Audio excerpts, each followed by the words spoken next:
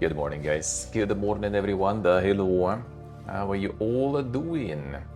How are you all doing? I hope you all are doing good. Still kind of like always confused with all the new sound setup and everything. Good morning. Hope you're doing good. We're going for a bit of an early news show today. A little bit of an early one. Hello, Diete. Hey, old man. Hey, Mota. Hey, Soap. Hello. What are you doing? How is your morning going? Hope you all are good. Alright, so yeah, we're going for the early news today because I'm gonna peace out at noon CST, so like 2 hours 40 minutes. I'm gonna be peacing out, so we're gonna do the news recap, so you know doesn't so I don't skip this Sunday. We're gonna get that going. Then I'm gonna peace out. Gonna hang out with the friends and kind of be the friends gathering finally. The first one in 2 years, pretty much. So yeah, gonna be peacing out there. A whole bunch of stuff prepared, but still need to pack some other things in. That's like barbecue marinated and everything. We'll see how that will go. Now it's first time me doing that really. So I will see how that will go. So yeah, gonna be a short one. So yeah, we're gonna hop into them news. I get that. Well, I mean, check the Steam, get the news, the usual stuff. Just kind of a bit fast. Also, like didn't really have time like in the morning to get the notes prepared. So we're doing it kind of raw, I guess. Then with the news today. But yeah, should be all good. Until noon, and yeah, tomorrow we're gonna do the RPG Monday. Tomorrow will be a bit of an MMO RPG, so yeah, there's gonna be some more contests in the morning while the bed is still live. Probably not the full stream, we'll see how things go, because I think it's until like 3 p.m. CST it should be up, so kind of a bit before I finish my stream it's gonna be over, so maybe I'll still do some KCD for like a few hours in the end, we'll see. We'll see how things go. But yeah, let's get into the action. The action as usual. See what is up. The Octopath sale. Damn, how much is it on sale in this region, I wonder.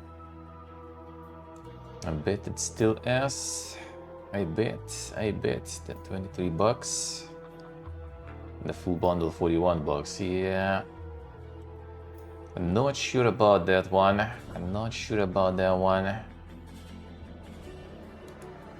What else they have there? Supercar Collection Simulator. Oh yeah, the Playway sale. Okay, I see. All the simulators, let's go. All of them. And they got them all. This one is very positive at least. So the meme shit might actually be kinda alright. But yeah, like holy shit, they have so much stuff. The Miami Hotel Simulator, like specifically. I am Jesus Christ also was them. Still just the demo. Didn't finish that one. Builders of Egypt, they had like some other builders there too.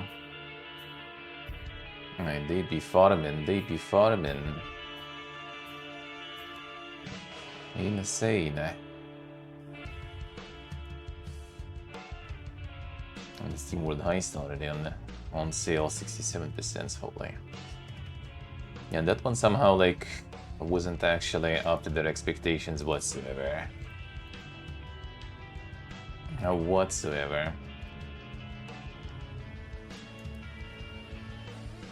Hey Slavic, hello. People buying it? Yeah, I mean like this is like all those simulators became like real good streamers slow. Like some streamers just like there's some mad numbers playing that stuff. And I guess that also brings even more people in, so and that shit is quite popular actually. Hello Slavic, hello. So yeah, they be pumping because it's still very popular.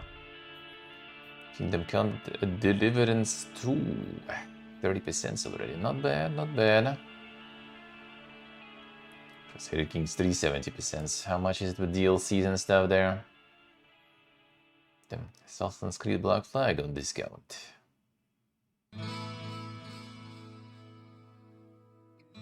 Kyonshu on discount.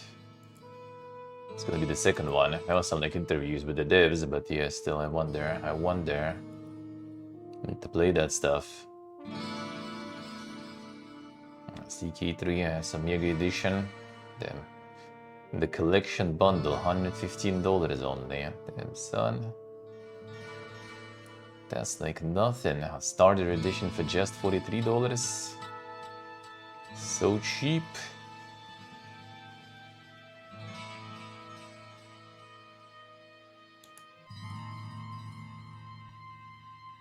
Pumping all the DLCs in. Pumping all the DLCs in.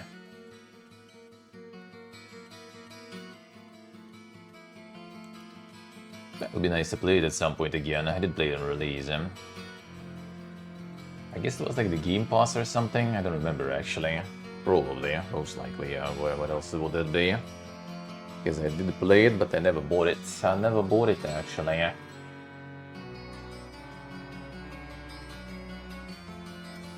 Prison Escape Simulator. Damn, son. Is it also Playway? Yep, it is also Playway.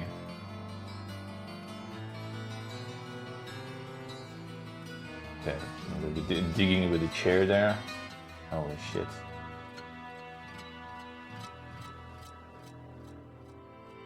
Peak Simulation, dude.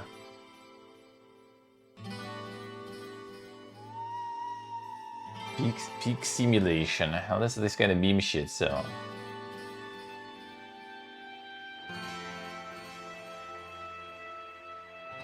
And the meme shit at least is not that bad. When it's actually funny and all. Great Villainous Strategy of Lily. And this one. And maybe Weeba.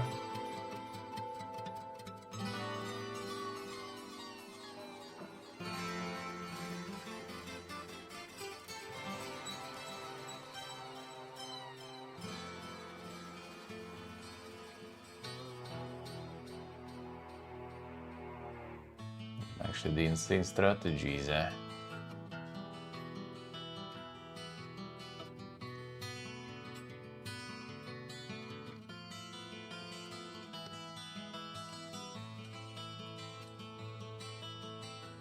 The auto battler, I see. Again, full read mode on this one though. Full read mode on this one.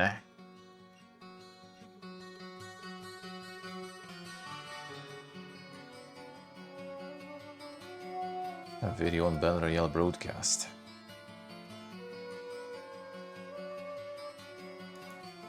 Very positive, 82%. Weeps weeping out as usual. As usual.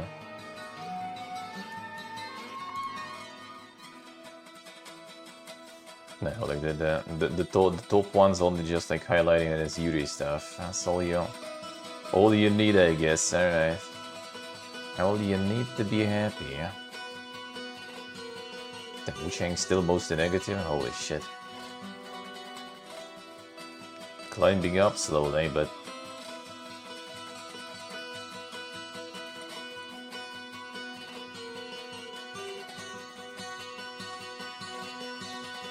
Patched the game by removing ability to run game at native resolution. Claim it was a performance patch, alright. Set the default rendering resolution of game to DLSS quality. If you put the slider to 100%, it will match the performance of the scaler at 67%, effectively forcing DLSS quality or FSR quality. I see, alright. Well, DLSS, as we always said and we always were afraid of, is being used as a crutch for the performance. Not something that will allow you to like run games better, you know, well, at worst hardware, but just the crutch to actually run this in general. A window hello. Yeah, 1.3 introduced super sampling resolution limits, adjusted select GPU models to prevent unintended performance degradation. Forced to play blurry 100 FPS best. In the force 38% super sampling instead of 75% 70 FPS 40p. Oof. A real render scale now stuck on their intended setting, even if you put it higher. Eliminate the freedom of choosing between performance and clarity. Insane. That's quite the problem solving there. Quite the problem solving right there. One moment. Let me call real quick.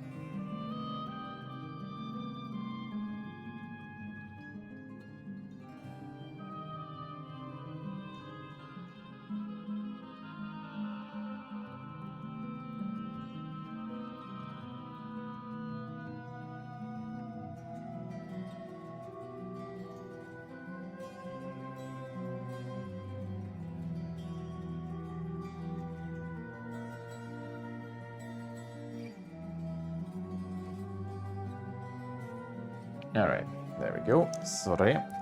Just need to call. Today's my grandma's birthday, which we're gonna be celebrating next weekend already. Today's hanging out with friends. Next weekend, grandma's birthday. Weekend after, basically, it's gonna be like my brother's birthday. Weekend after that, it's gonna be my grandma, another grandma, and mom's husband's birthday in the same day. And then it's kind of gonna be like, I think, like a one weekend break. And then it's gonna be like my friend's birthday, and then I'm already kind of leaving.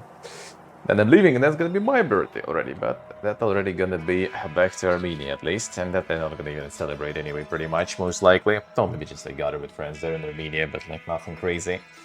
So yeah, quite the season right now, quite the season. Quite the season. I go play Stellar Blade instead, eh? Yeah, surely very similar games, very similar games. I guess they do be similar if you just play for cooler content, then maybe. Then maybe.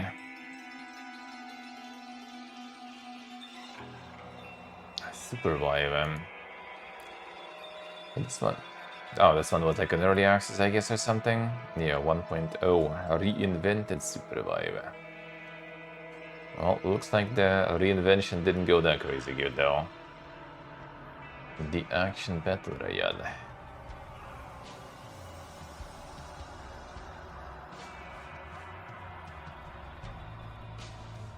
Insane, eh? In the League of Dota, yeah. And it makes mixing MOBAs and battle royales.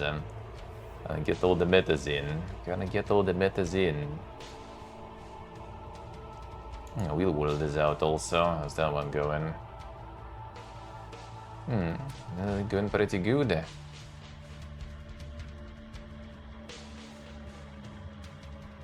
The insane racing.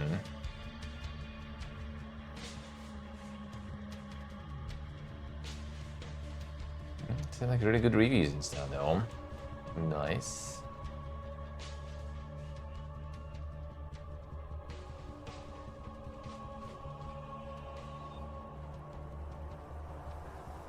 A race in Robin. I'm modifying the superbike also.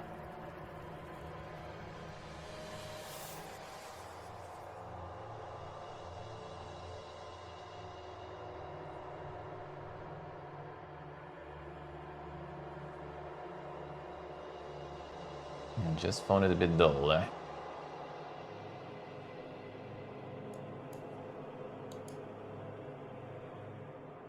Race isn't satisfyingly forgiven, I admit.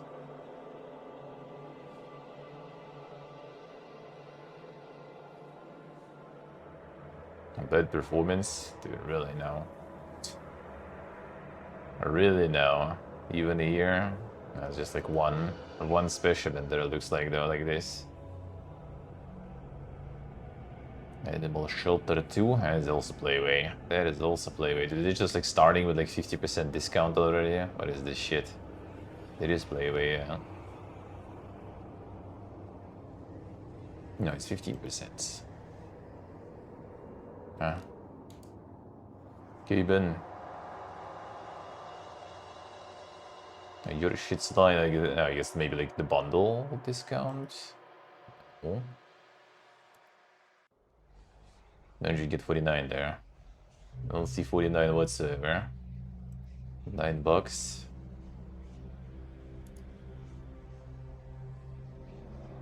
I totally don't see that much of a discount, but I guess Gieben Borgt.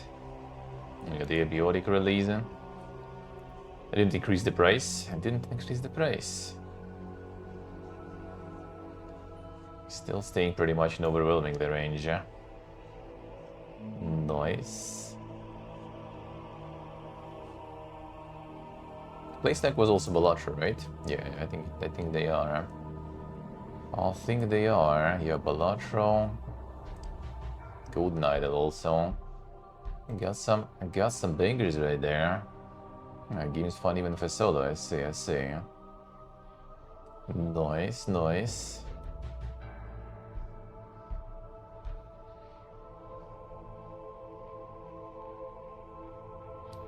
Seems good, eh?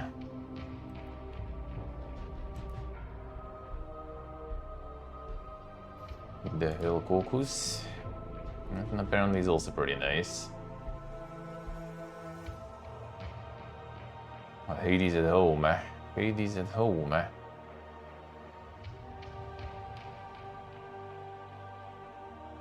101 update already. Full release also in early access. Not bad, eh? Oh, very nice. Oh yeah, the Wild Gate is also out. How's that one doing? Reviews are nice. Amount of reviews doesn't seem like that crazy though, but guess we'll see how that actually goes for them as Dreamhaven. Let me check. Oh, the ex Blizzard publisher basically. Ex Blizzard People publisher.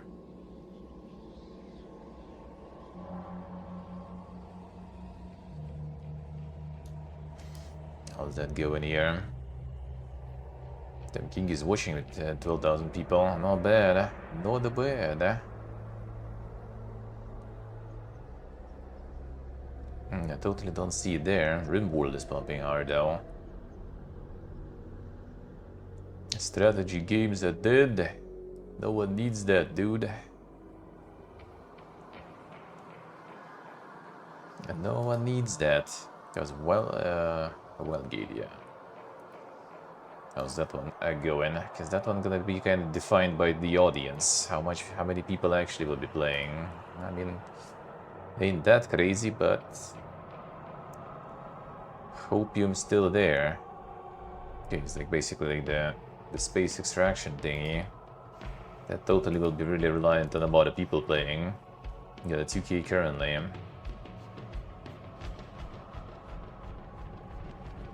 Hope this will last. Seems kinda nice. Seems kinda nice.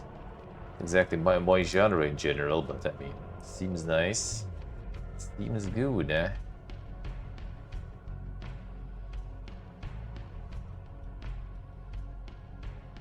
No even like no seal of approval by Ella on the horror game. What is this?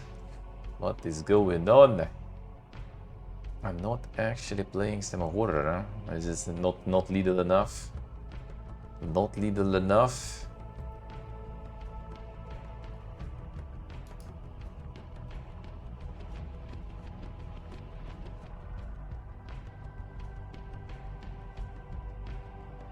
And the permadeath and gooning there. I see. Could be.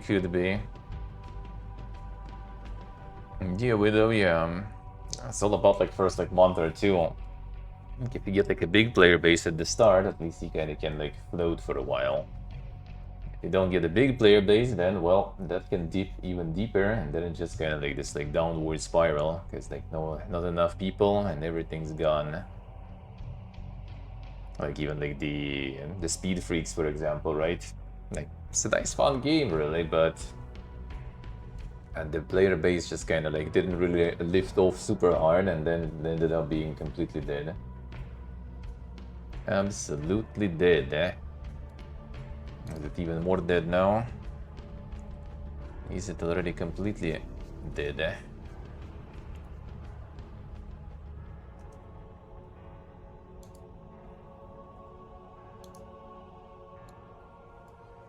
Yep, that's fucking dead. Holy shit, dude. Man, I don't know, like they probably needed to pay to this publisher or something, or just give them for free or something, because if this publisher paid something for it, it's oof. Because yeah, there was different publisher before. It was like I think one of the Embracer group, Deep Silver or someone I don't remember actually was publishing. Was the same like extra account, just as in Space Marine 2, for example. And yeah, they just kind of like boom, different publisher now. Yeah, I hope they got it for free or something, because if they also like paid or compensated somehow for it, it's just like literally bought the dead body there. Dead decomposing body already even.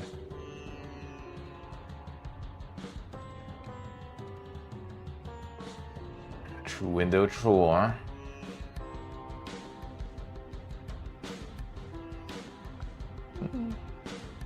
If you decide to compete with the big ones, huh? Like Ready or Not managed to find their own like niche, and they're doing kind of alright, despite all the like regular like dramas and people molding about it. They still do good, eh? It'll be delisted actually. Oh, Speed Freaks feels bad, man. Dude, it's so sad actually. Like so good. That was nice. It was fun when it lasted. That was fun when it lasted.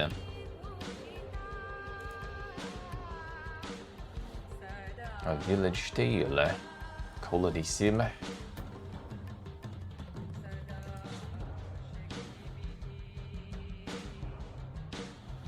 A relaxing idle village building simulator. Oh, another one. At bottom of the screen likes. Again, another one.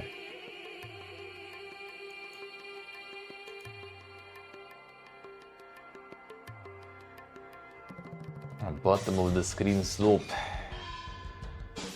It's kind of interesting how like recently just like started. It was like the, what is the name of that one? The one that kind of like got, I wouldn't say even first, the one that kind of got a lot of traction. Like I don't think it was like such a blockbuster even, but that started like the whole wave of those. Yeah, just your prediction. I see. They will somehow salvage. I kind of have a feeling that now that they switched to kind of, you know, buy to play, they probably just kind of like add some sort of like PvE or something and just like, you know, let it rot sort of. So like whoever, you know, bought it is not mad. And maybe someone else, like every once in a while on sale, I'm gonna like accidentally buy it and stuff too. Maybe. Need done, that's some like tempting stuff. First-person dream simulator. You explore a corner of a dream.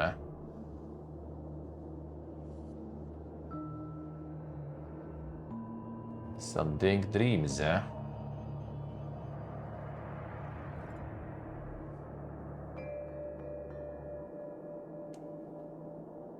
Surreal, relaxing, and abstract.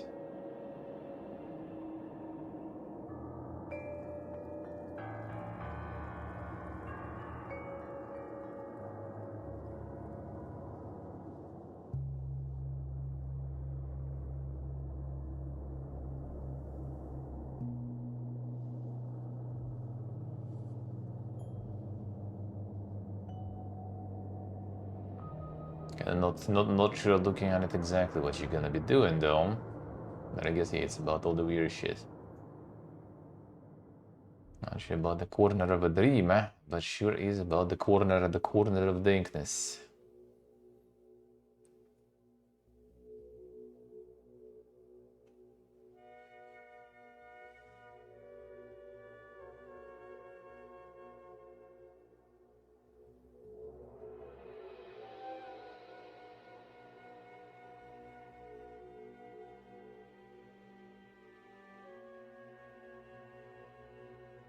Oh, relaxing and abstract.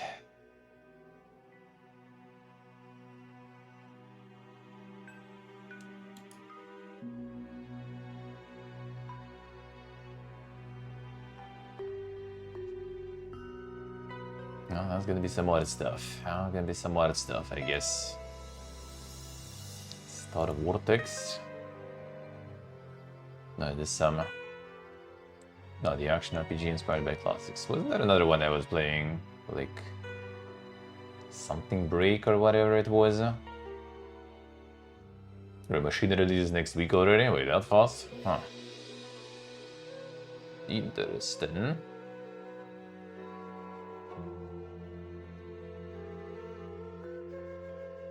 Interesting. Try to message them then. That was very fast. Didn't they do like the Kickstarter and stuff even? Yeah, 31st of July, holy. Message them maybe then, we'll see. Yeah,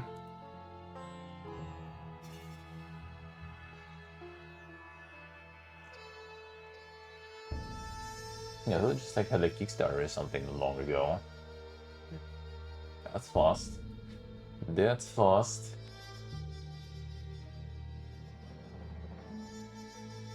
Yes, from the Judro devs, the same vibe. Yeah, sorry. The clay motion stuff.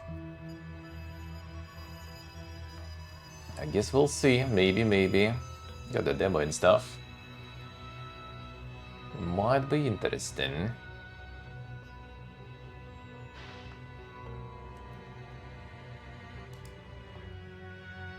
Oh, the Fumes is coming actually. Holy. Primal Planet.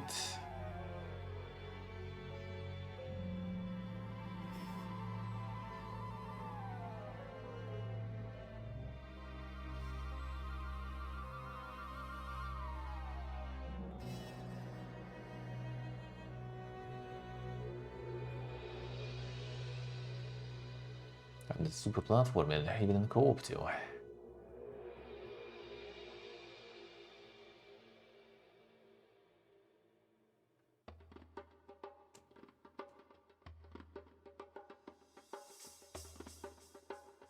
Yeah, looks kinda alright.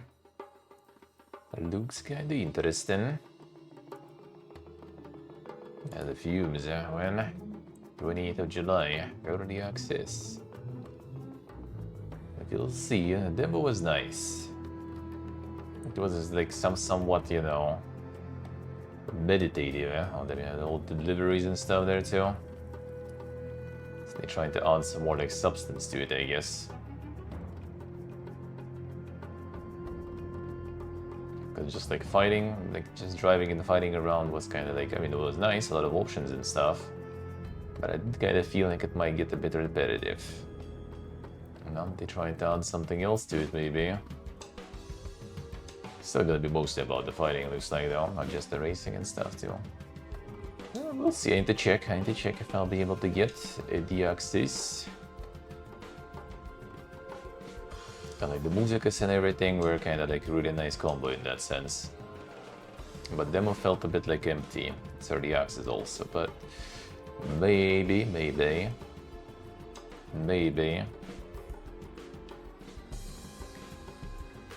One-eyed Lijo.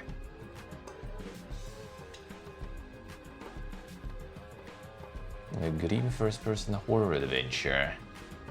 The insane Slavic fairy tales.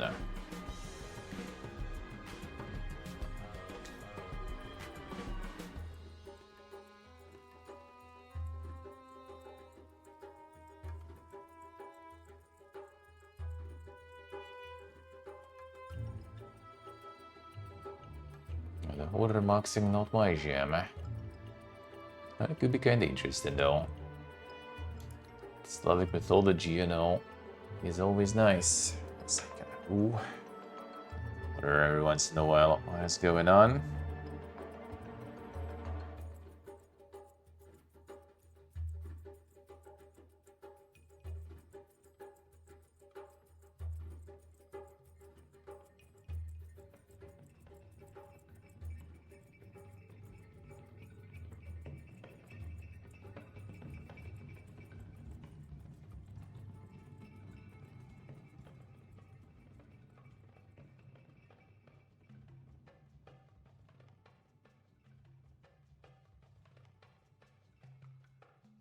Alright.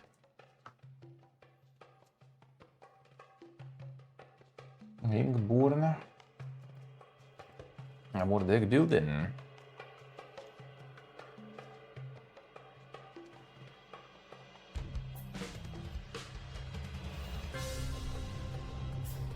Card system built around chaining glyph-based combos. Sequence your cards.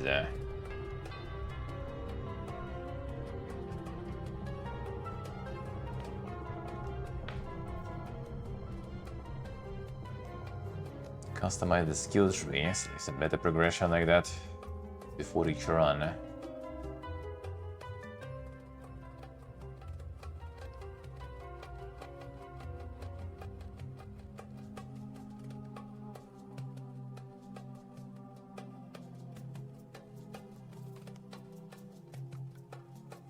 Evolve new abilities, uncover the hidden story.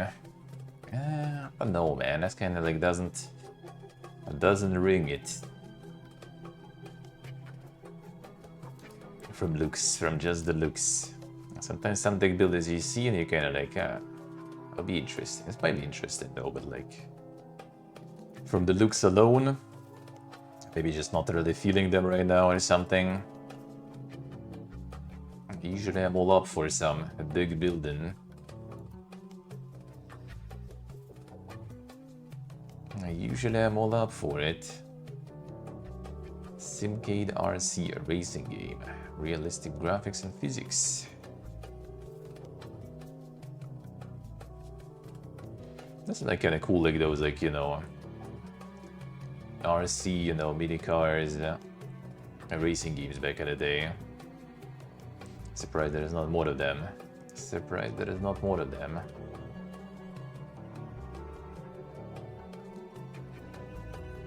Tracks inspired by real-world locations for RC cards.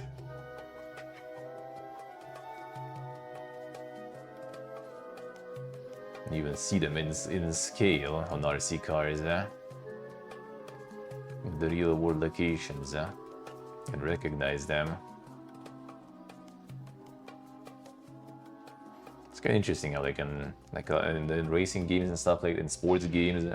It's quite often, you know, like having this, like, oh, we have, you know, like the real locations inspired, like just not inspired, but actual real locations and stuff in the game, and that's always like such a like big selling point and stuff. Okay, I don't care, like where like if the game is good, and if the process is good, I don't really care too much. If I see something familiar in the background. The Recharge X Fumes bundle. That's on if you want to go full Omega racing mode. You can get double the racing. A Day of the Shell. A one click, one turn. Tactical roguelite. Travel from island to island with only hope and a revolver. Challenging and appeasing the gods.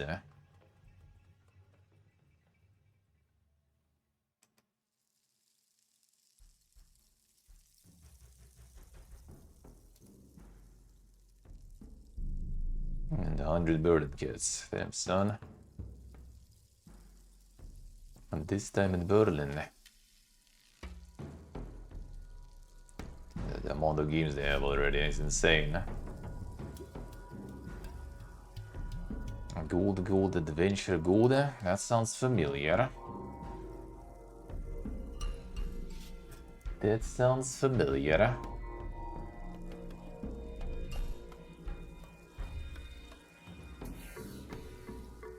The way to think name a member.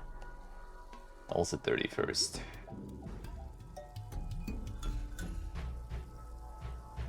The Colony Seaman Reverse RPG. No early access also, huh? Oh, they had the next phase demo. Completely missed that one.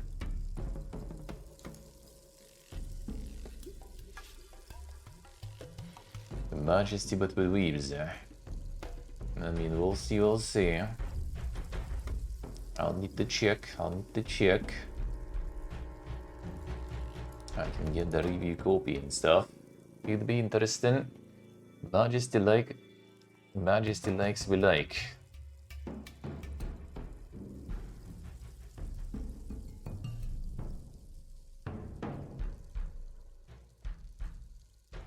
And that we always like.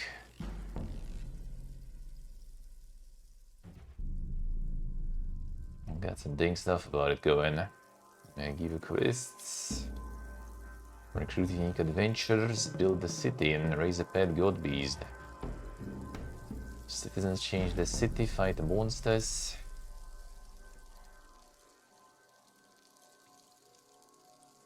Maybe we'll see. Could be good.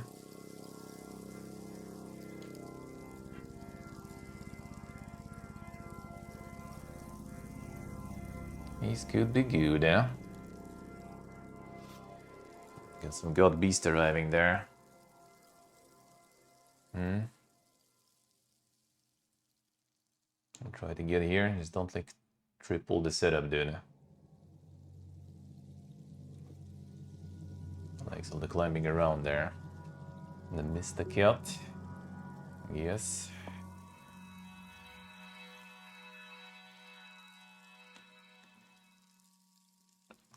I'm gonna check what I'm doing here. Huh? Don't step on the laptop though. I'm just gonna sit there. Yeah, just checking in the kitchen. Now it's out.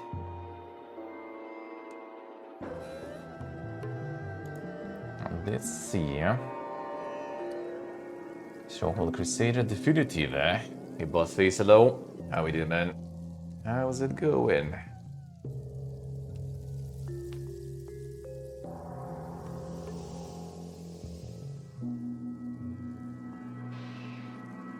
I see what I see, huh? See, they have some sort of like form, or we're just asking. One moment, let me check. I don't think I had anything. Let me double check just in case. Oh yeah, I can't right now though. Maybe on the phone though I can. Maybe on the phone I can. Yeah, probably would remember. Let me check. Hey Siggy, hello. How we doing, man? Let me check. Is there a search? There is.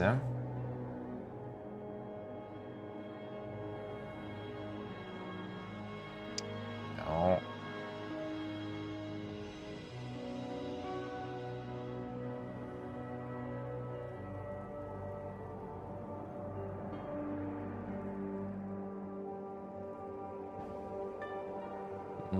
Nah, I don't think so. I don't think so. Searching at the email though.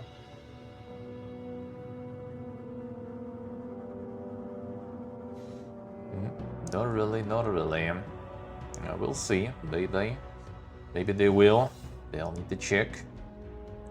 Hey Steve, good morning. How are we doing?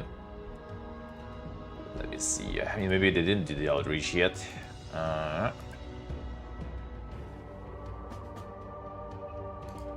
But I don't see it in my mail.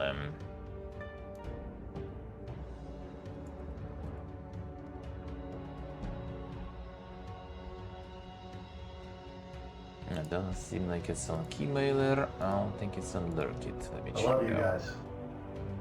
Let me check though. Shit boss face. Welcome back to the dungeon. Thank you, sir. Thank you, man. Thank you. Appreciate it a lot. 2 years indeed. Thank you, sir. Thank you. Hey, Steve. Good morning. How's life? How are you guys all doing? Let me check on a Lurkit, maybe.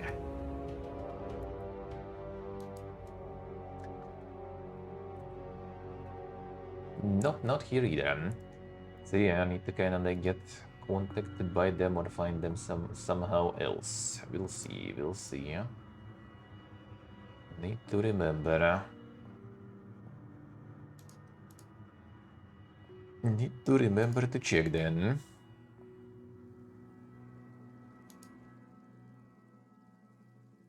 Right, actually, let me get some reminders set.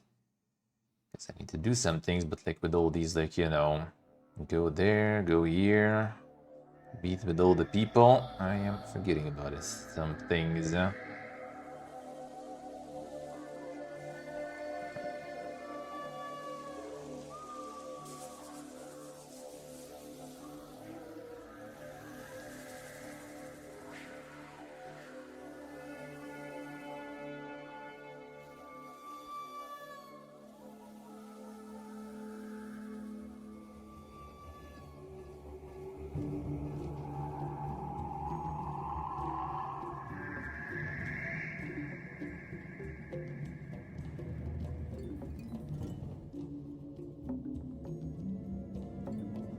A reminder tomorrow. I'll get this way. Gonna sort out a bunch of stuff tomorrow. There's still Woods also waiting. Oh, it's gonna be a lot of funsies, A lot of funsies to do.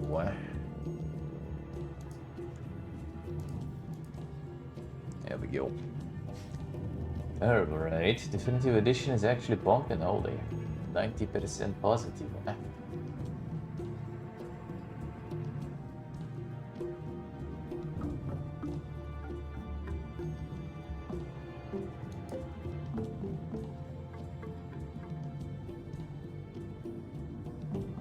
We'll find a monster of the Zilla.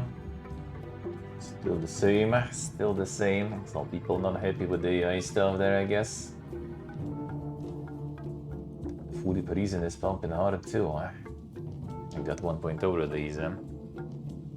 Insane. The agenda is strong.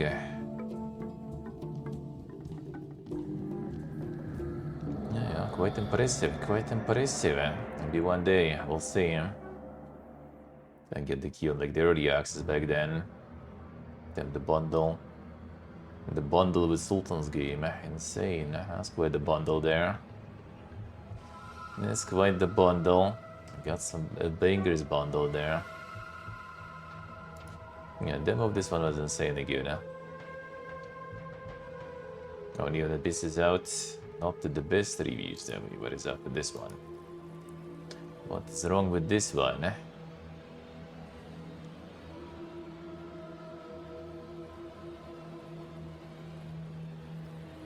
The majority of items and pickups are underwhelming. Not wanting any of the drops, guns, or available shop purchases upgrades. That do be quite sad when that happens.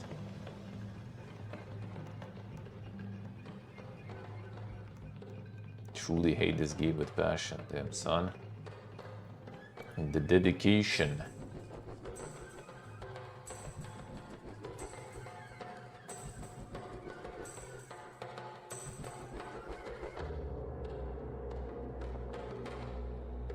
Guns and stay in the boarding.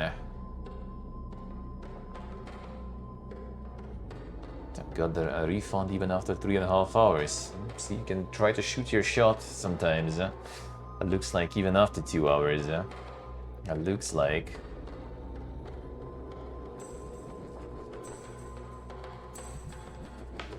Alright, 1 second.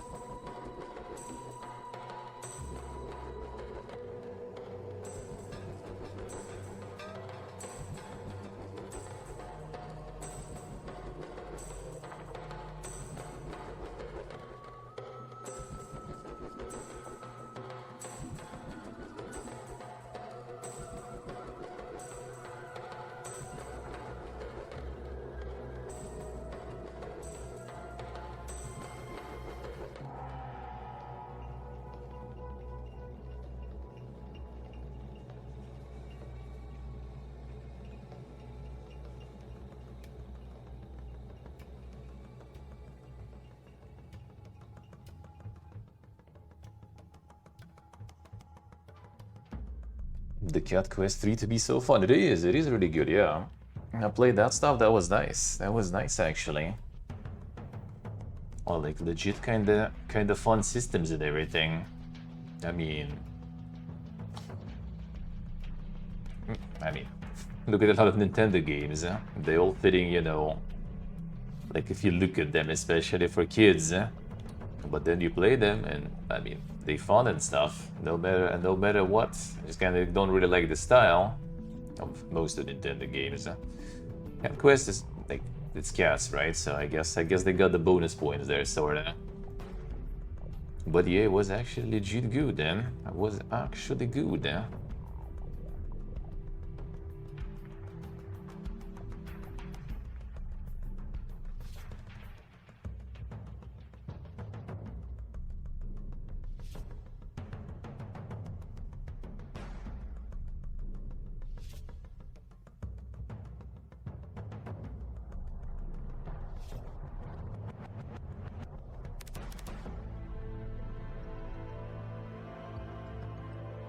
Yeah, the Cat Quest hasn't been quite nice there. I do like that one. I did like that one. Probably gonna keep pumping. I think it actually kind of did quite good too.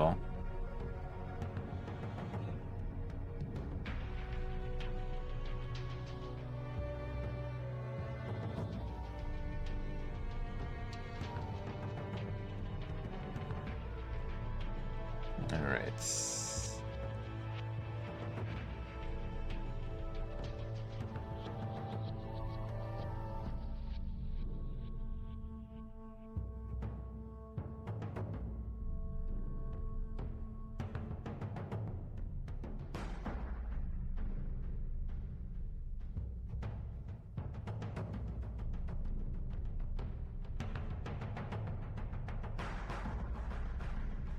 Mint.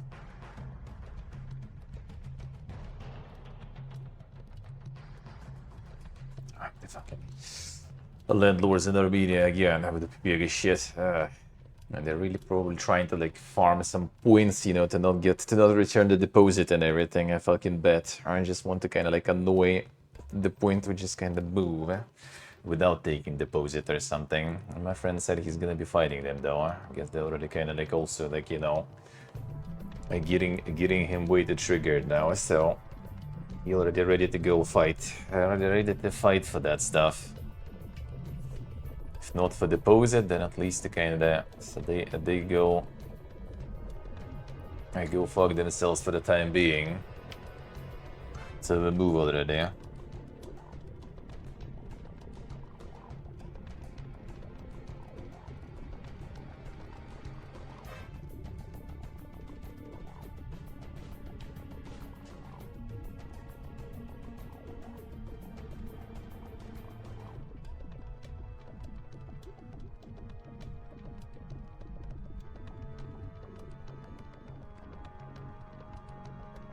Hey there, Jonalo.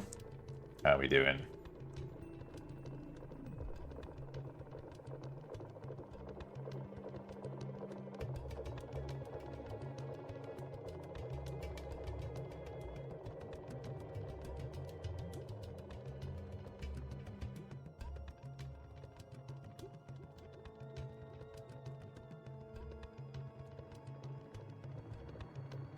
How's good, Nick Gianna? I was alive. It's like sorting out the landlord shit. First unlucky one. First unlucky one looks like.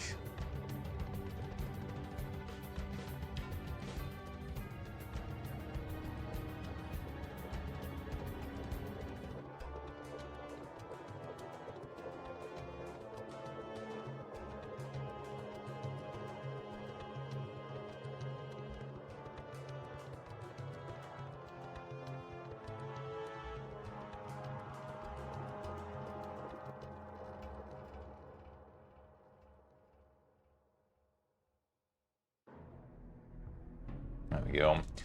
While we have like this kind of like summer kitchen whatever thingy on the yard, kind of like this like it's not the tent, it has like the solid roof, but basically like these like massive, you know, sort of like windows with just no glass, just like curtains there, where they had all the like tables, a bunch of other stuff just like standing there, like benches, tables, you know, chairs, a whole bunch of stuff was just standing there. And now our friend, who's the third one with us, he like made some sort of like office there basically. So he like sits there, his laptop is there, he's just like working. He makes like some like, you know, like the handmade, you know, like this kind of like you know, the keychain thingies, you know, that kind of stuff. And yeah, the landlord is just kind of like walking around the yard all the time, pretty much, because they have also like changing like the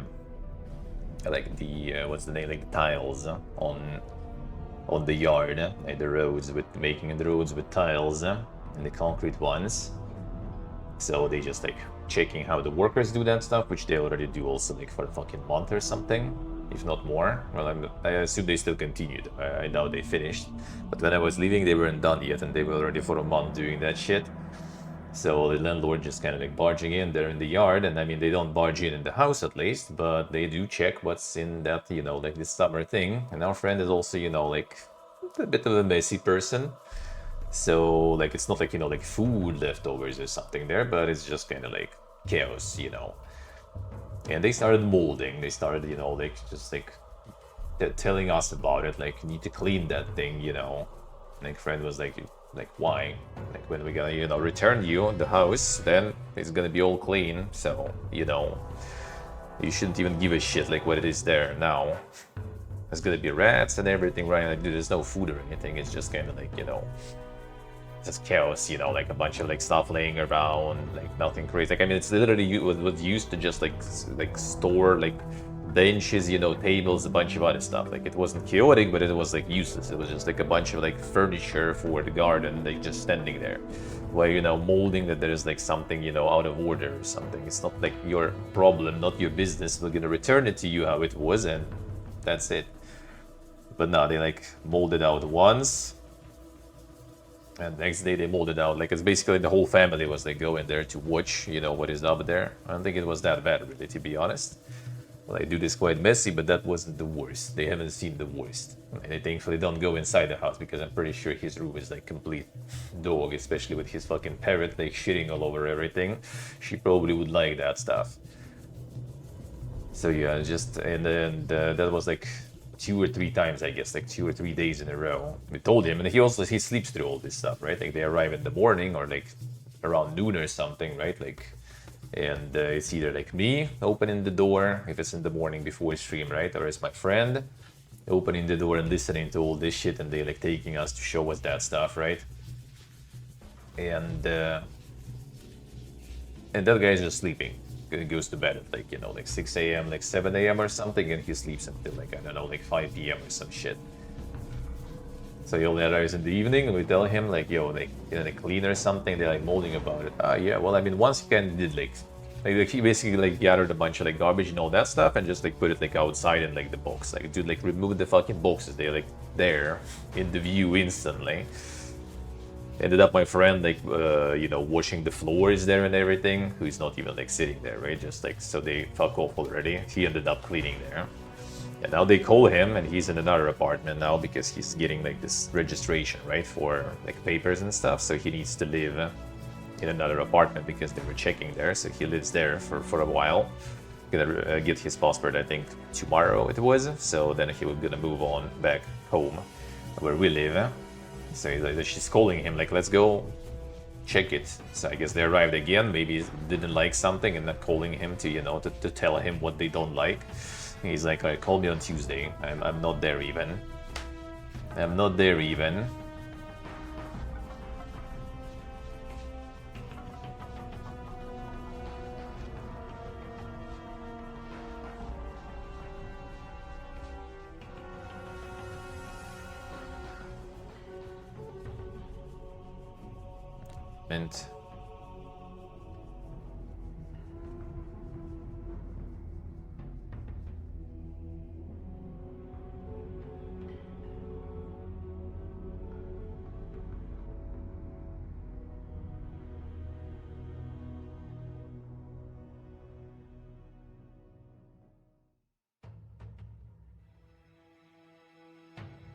And Giga Paranoid? I actually I don't know even. I don't know if they are.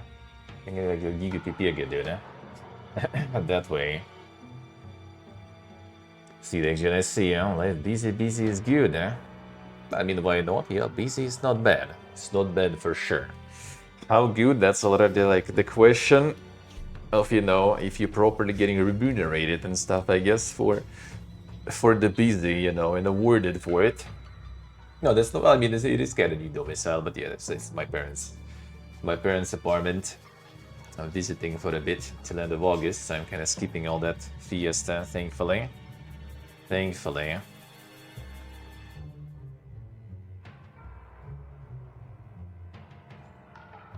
I don't know about Giga Paranoid. I think it's just like I think they're just kind of like trying to like to want to stir some shit, so we either like move out earlier. Not sure why. Maybe they got like some like relatives coming soonish or something to live there or some other shit, so they kind of want to like make us mad or some stuff and peace out. Or they just like trying also to like just like create all this vision that there's so many problems with us to justify like not paying the deposit back or something, which you're most likely not gonna see. Like I think most of the time, like 90% of the cases, if there is a deposit in Armenia, you're not gonna see it back. It's just that's why we usually like try to find the options without deposit whatsoever, and we had all of them. Like in Armenia first apartment, in Georgia apartment, Uzbekistan apartment, there was no deposit. There was no deposit and there was no problems. Like, we left everything clean, left everything working.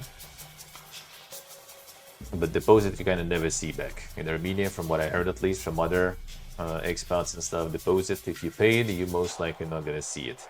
You're most likely not gonna see it back. So maybe they just like trying to find, some justification for not returning it or some shit. Not like they really need it, but yeah, probably, maybe. Or yeah, want us also to kind of move. Just kind of people like that, maybe. Because they do be quite special. Some of them, like not like there's like a whole family. They like live across the road also. There's like a whole family. I think like there's not only one mainly who is like constantly like molding, and everyone else is just kind of she just like tags them along, and they all kind of like just like they're like nodding their heads and stuff. And she's probably the only one that molding that much. But yeah, not sure. I don't think it's like paranoid that much. They would be paranoid. They would probably also check, like inside the house or something. Thankfully they don't, so at least that is good. At least that is good. Because they probably wouldn't like what they see. Like my corner is kind of right, even though I don't know, maybe she also wouldn't like all the cables and stuff on the table there. Maybe that is also too much. One uninvited visit a year, let's see. There's not like standards like that. Like when we were like signing the papers and stuff, we kind of agreed. They were like, we're gonna be checking, like the yard. We're gonna be doing stuff in the yard, right? Taking care of the yard. We agreed because like maybe like mowing the lawn, right? Like plants and stuff, like flowers, whatever they have, taking care of them. Sure. They didn't know that they're gonna be replacing all the fucking tiles and stuff and making roads there while we are there, which is also going very slow. As I said, it was like over a month already they're doing it. There's like, you know, like hammering the tiles in, you know, cutting the tiles with the angle grinder and stuff, which also like creates a lot of dust and noise. At least it wasn't that hot when I was there, so we could have windows closed, so at least it's not too loud and dust doesn't fly in. But now if it continues, then you already kind of need windows, because I think now it kind of finally becoming kind of warm there. Let me see actually what's with the weather there.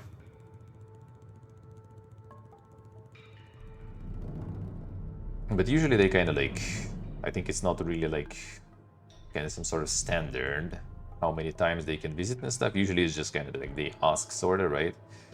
And like we haven't had that any like in any apartments in any country we've been so far, there was nothing about it. Like no one was asking really to check anything. Only when we like moving out, then they check the apartment and stuff, and we're good. That's it. We had no problems with that either, not a single time. Yeah, now it's actually hot there already, like 28, 30 most of the days. So you kind of want windows open there. It's like inside the house they're not going, at least. Not asking to go. That would be probably also pretty bad, because like that third friend of ours, his room I'm pretty sure is like it's absolute fucking shit, literally, because of his fucking parrot there, just like shitting all over everything. So if they will ask for it one day, that will be bad. Most likely, if they go in his room, they're probably gonna be, they're not gonna like it, because they're like, you know, like the lamp at the ceiling is like literally just like sitting on that lamp and shitting right inside it pretty much. So like, oof. The goal was kind of like, you know, like to like this third friend that we also kind of agree that the deposit is like his business, and he's gonna be staying there until the end, because we're gonna kind of peace out 1 month before the contract is over, because we kind of have the contract for like 6 months, but we're gonna peace out in October, so like 5 months. So the idea was that he's gonna stay there for 1 more month, and he's gonna be dealing with that because he's the most messy and everything. So we were like, all right, he's gonna be dealing with all the cleaning because it's mostly his fucking mess. But I don't know. Guess if we're gonna be all living together, then yeah, it's gonna be a bit annoying. Well, hopefully friend will manage to like sort this out while I'm not there. Like on Tuesday, I guess he's gonna meet with them. They're gonna probably like continue the old song about like that we need to clean there or something. But my friend is already kind of, you know, like in the war mode. He said he's gonna be going full Karen on them. If they're gonna continue some shit like that. I'm gonna go like the fucking tax office with this contract, because pretty sure they ain't paying any fucking taxes on that. And all that stuff. So he's ready to fight. He's ready to fight them with that stuff. And if they don't like something, that they need to terminate the contract and return the deposit then also. So it's not on our end, the termination, you know. So we'll see. Kinda happy I'm not there through all this stuff. Kinda happy. Because all the previous countries, all the previous apartments, I was like managing everything. All the you know, talks with landlords and stuff, and it was all fine. This time I was like, well, I mean, I'm not gonna be in the country for like over a month, so you probably should be the contact person, you know, and sign everything. And instantly Fiesta arrives. Not sure. Maybe coincidence? I don't know. I mean, I don't think so. Just like shitty landlords, shitty luck. Not like he's doing anything like worse or different than I did. Not like we did much anyway in general. And just a shitty landlord there.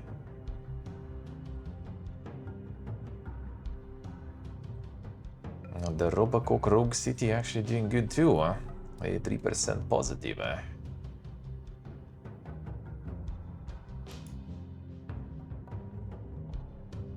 And the wordplay kind of did pretty good. It sounds stressful. Thankfully not there. When I was there, it was kind of annoying. You had to deal with that stuff. Well, now I'm not there, so I kind of don't really care too much. But if there will be like a, emergency evacuation moving to another apartment, that will be annoying though, because there's still my shit, even though at least thankfully all my shit there, like since I live in like the big room with no like, wardrobes or anything, then all my stuff is pretty much already like in the suitcases. You just need to like grab all the things from the table, the rest of the stuff in the suitcases, and then just kind of move them. So it will be at least easy to move stuff. Hopefully. The 10 years of mod experience, yeah. I guess. But then it's just like a shitty landlord, so like we had like ones that were like, way too talkative in Uzbekistan, for example, that I needed to like call regularly. But at least there was no problems whatsoever. And Georgia was the best one. It's literally just like once a month, the call to agree when we pass the money, because didn't have like the bank accounts and stuff, so passing in cash. And we agree to when we pass the money, person arrives, give the money, person leaves. Done. That was all the interactions. That was the perfect stuff. And also had like no problems, like nothing, zero. Like in Armenia, first time we had like neighbors flooding us, we had some other shit. Shit, hello. Welcome back to the dungeon. Thank you, sir. Thank you, man. Thank you. I appreciate it a lot. The AC water. Well, I mean, if it's clean, the AC and all the pipes, then I guess it's just the condensate there. So like everything so far was good, in that sense, and no problemos. Here already, like the landlord is dog. A fucking laundry machine died. The laundry machine also died.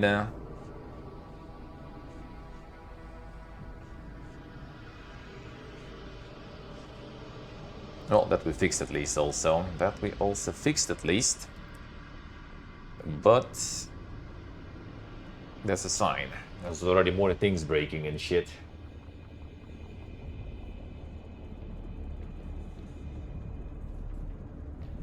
Let's see. Got the Ask Grook, true.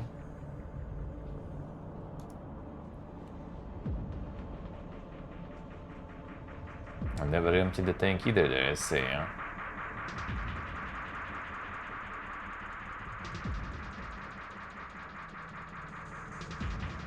The AC water is safe for plant consumption, damn son. AC water, alternative current water, I see.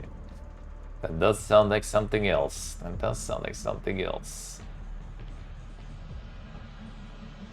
Necromancer's Tale going well actually too, on 90%. Then the quality RPGing.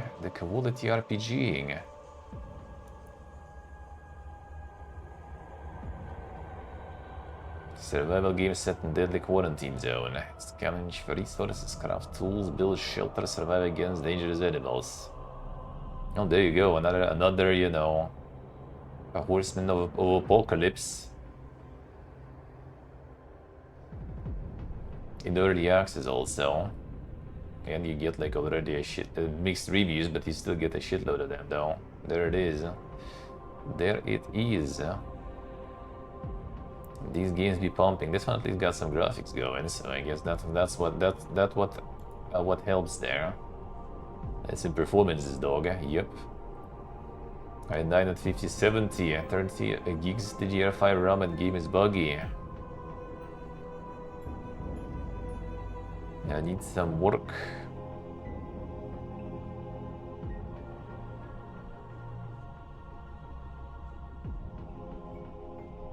See, Division will be great someday. A great game someday, I see.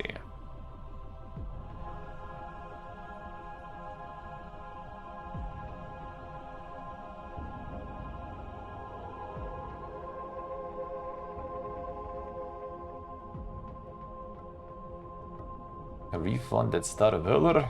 Damn, Steve. How could you?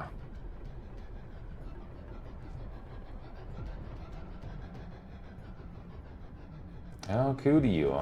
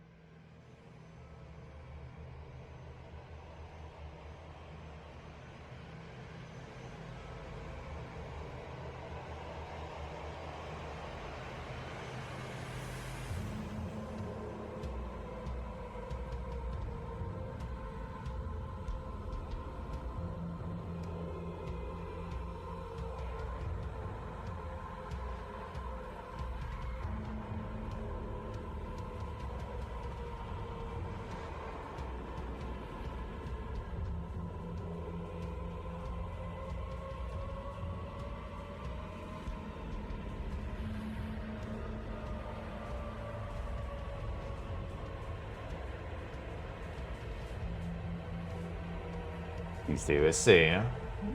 Happens. Sometimes you're just not in the mood.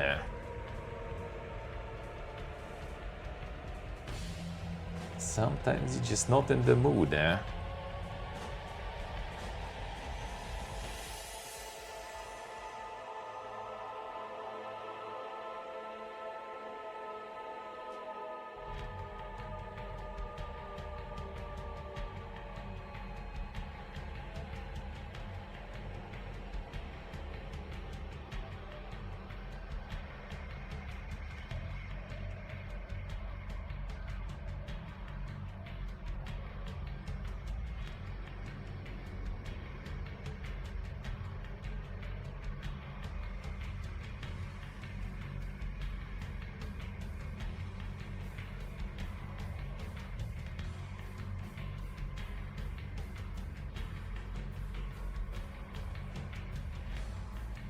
Alright.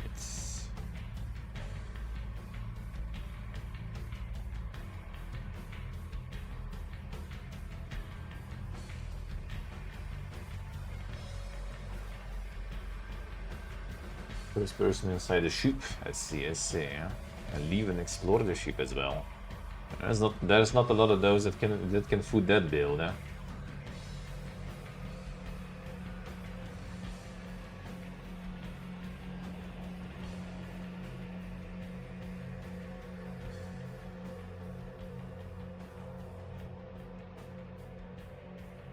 The Star City, I see.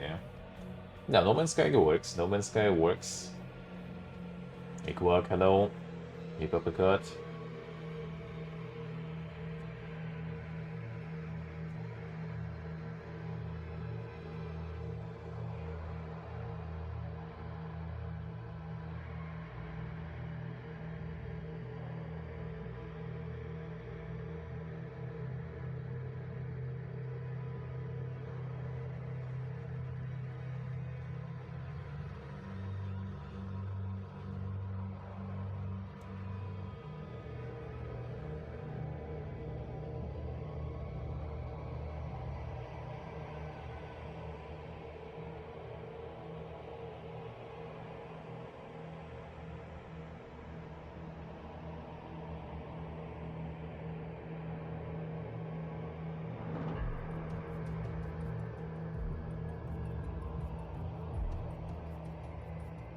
Elite Dangerous on foot exploration? I think they added in one of the expansions or something, wasn't there? I think there was something like that.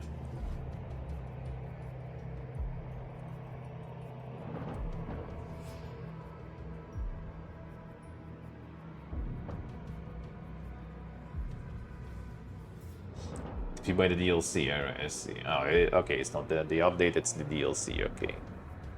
I'll see.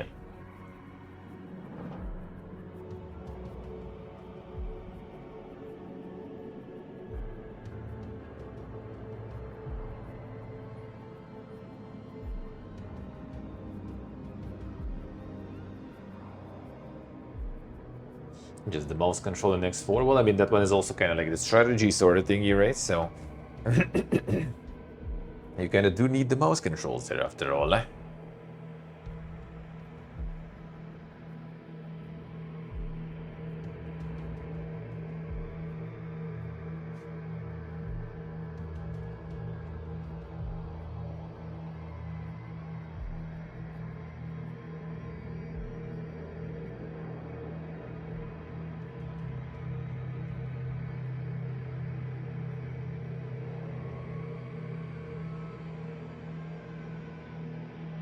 First and foremost, eating and drinking, typical survival game shit. If I want hunting simulator, I go play it, man. I mean, bro, you literally bought the survival game, like in the first line. What do you expect? What do you expect, dude? And what else would you expect there? See the jeunesse, eh? Only 10 hours. And the expansion not that big. Expansion not that big.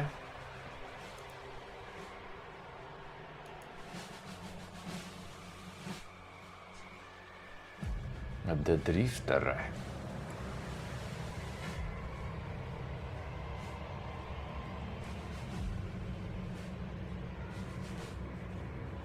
Dank on Mad Web. Oh, okay, it's the dank point and click in there.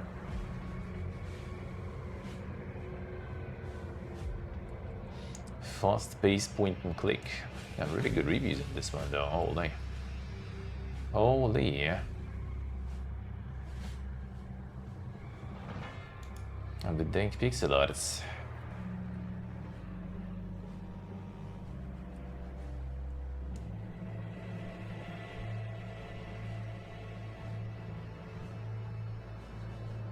Yes, Asian, I see.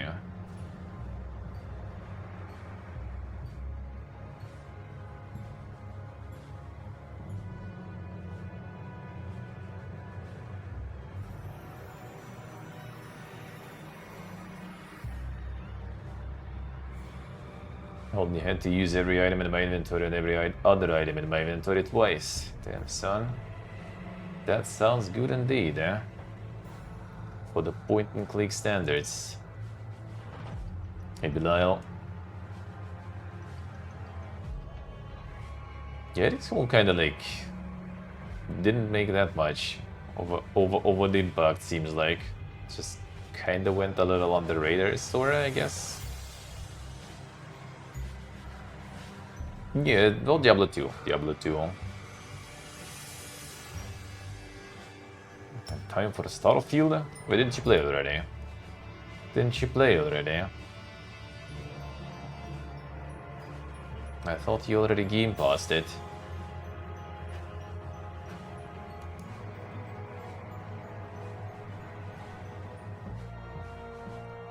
And the next FIFA already come in there. I see how it is. Huh?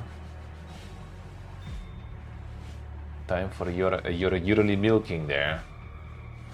As these do, I say. Well, I mean, might as well. Might as well. You know, Fretless went really good, and the demo was nice, but this one is like a really rhythm heavy JRPG. Well, I mean, it's about like the music stuff, right? So it is like kind of justified that way, I guess. A very rhythm heavy. That was kind of cool though. If you're into those games, that was really nice. That was really nice. I'm just usually like not a huge fan of the rhythm shit. Usually not a big fan. Alright, nice. Let's get to them other use then.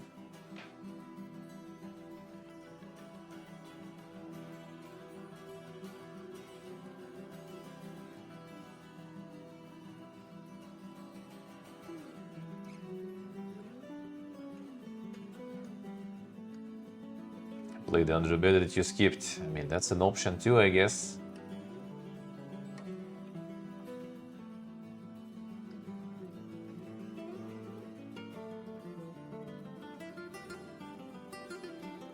That's an option too, I guess.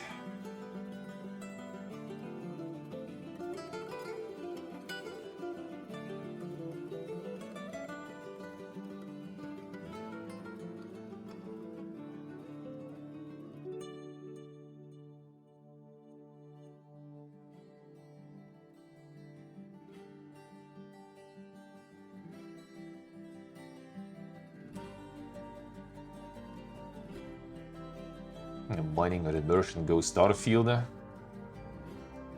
Not so sure about that one.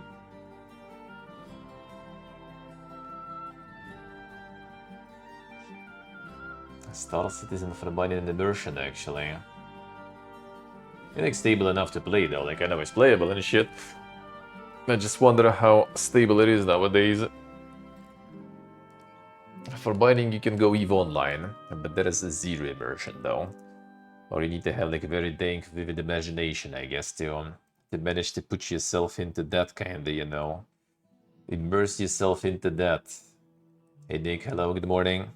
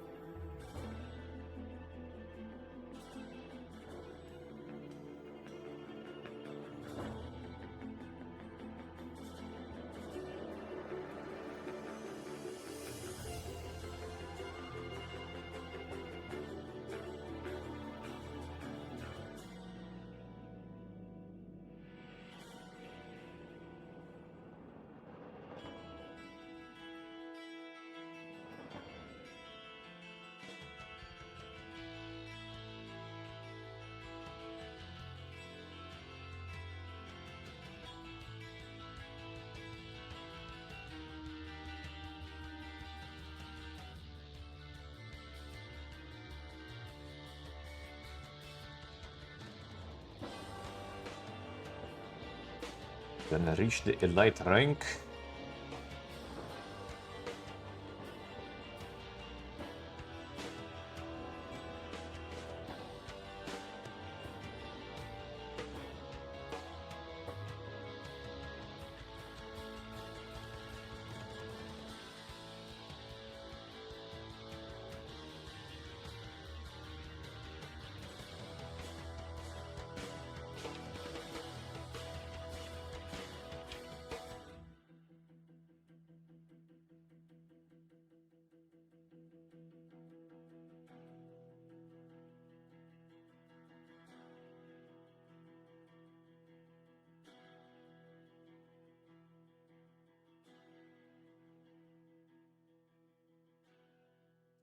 Sorry, all this. Not the best timing. I should even like mention. I guess friend wouldn't wanted to like share his pain with me, but now it's my pain too. I shouldn't even mention. Like I'm not. It's like it's the pain that you can't even like do anything about it. Like he's gonna be sorting that shit out. But he also like arranged it like for Tuesday. So it's like 2 days of like not knowing what is this shit about. And it's my stuff there too in that house. She's, I mean, carrying everything was like pointless anyway. So he's still kind of worried if I would already have all my shit with me. I'm just like, whatever. You guys deal with it. Good luck. I wish the third guy would actually like pull something. Dude is like barely paying fucking rent.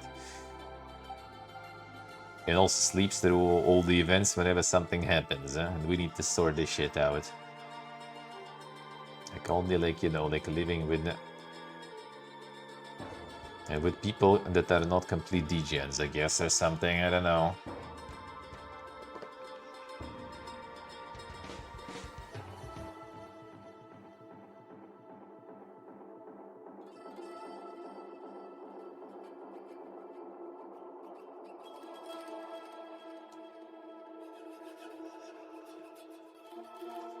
Hey Elvis, good morning. How we do, man?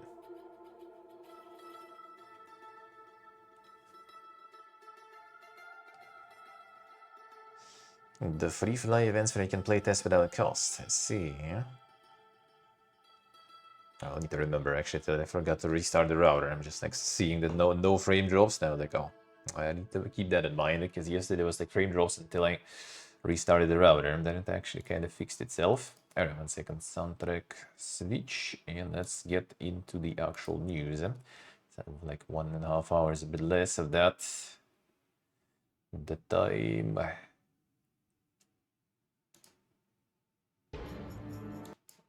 Alright, boom, boom.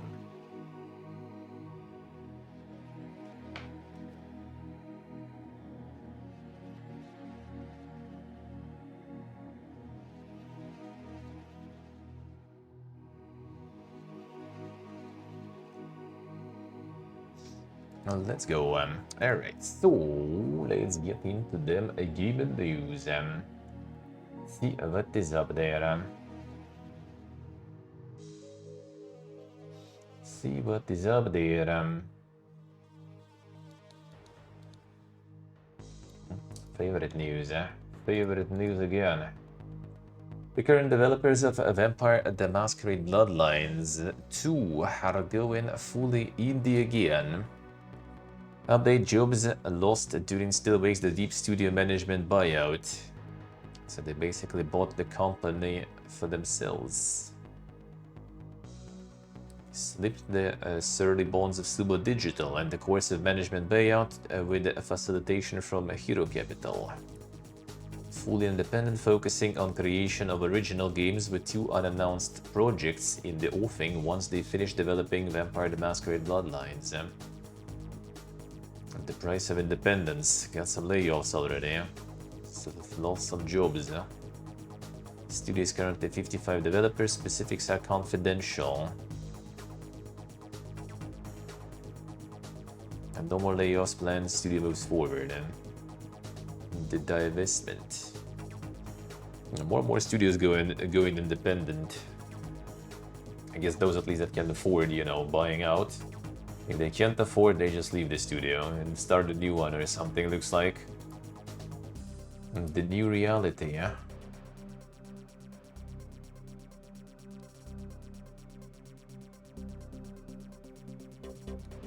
Oh yeah, this shit.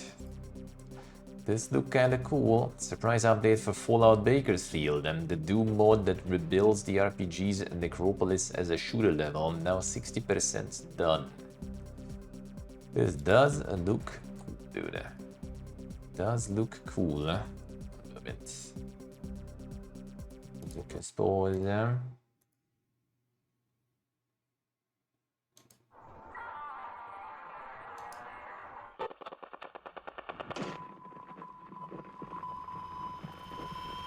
No, oh man. Thank you. We- Greetings to you all, ladies and gentlemen. For our first tune, I'd climb the highest mountain. Different scenes in this one now. On one PC setup. On the PC setup, different stuff. It's no DMCA. I think Bethesda not gonna. I think. Looking how they did with, like, you know, London. Well, they did fuck them up a bit with the patch, right? How they did with Sky Oblivion right now, right? How they doing? I doubt they will. I doubt they will. Yeah, they specifically everywhere mentioned that everything is free. Even this video is like, you know, like that the account is like without monetization and stuff. So they're trying to keep it, like, you know, as clean as possible, I guess. So it's literally just kind of modded. Quite impressive though, for the GZ and Doom and stuff. Like, quite impressive graphics for that.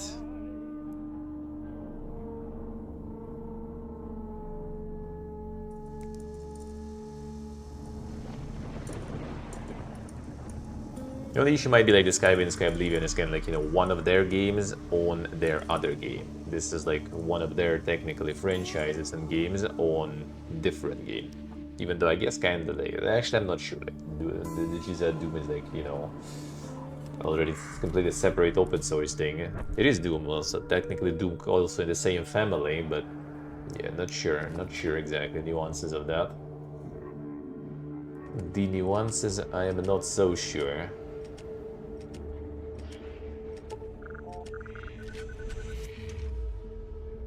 Nebesians how the sounds from original and stuff,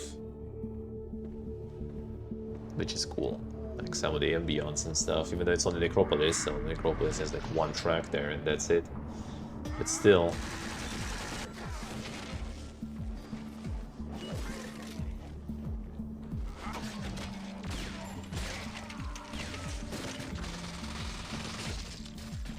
But besides, this is also has like backing from New Blood, right? So I hope they kind of can negotiate something about it.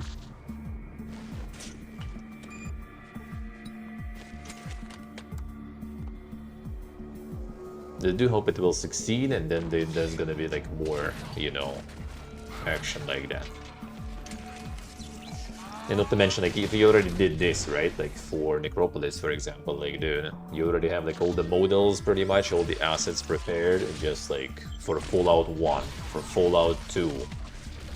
It's basically the same assets in both games, right? You just kind of need to add a little here and there, but like they have ghouls, they have mutants, they have a whole bunch of weapons, UI, everything. Like, dude, that is like endless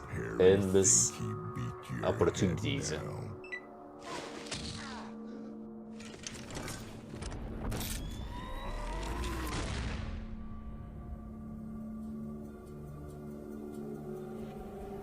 So I kind of feel like, you know, they may be proceeding with that maybe they're gonna, you know, try to negotiate something. Maybe that's how, like, you know, the New Blood is also there, involved, sorta. Maybe they want to kind of try to get something.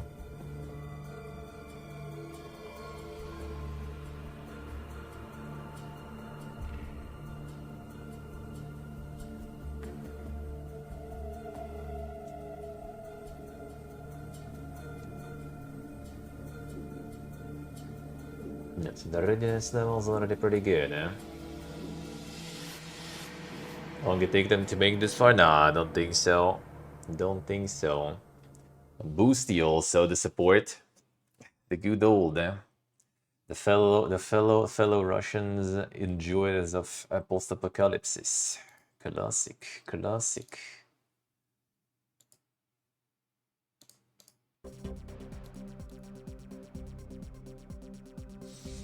trust publishers in general. New Blood, I think, is kind of alright with that, though. Ashcroft, hello. And New Blood does seem kind of like a nice one. And David Oshry and everything seems kind of like a decent bunch, I guess. Let's put it that way. But with them involved, I kind of do feel like there might be also maybe some angle there.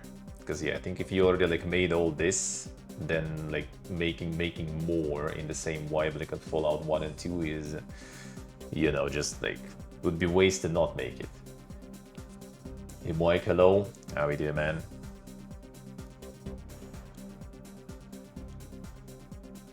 Alright, continue.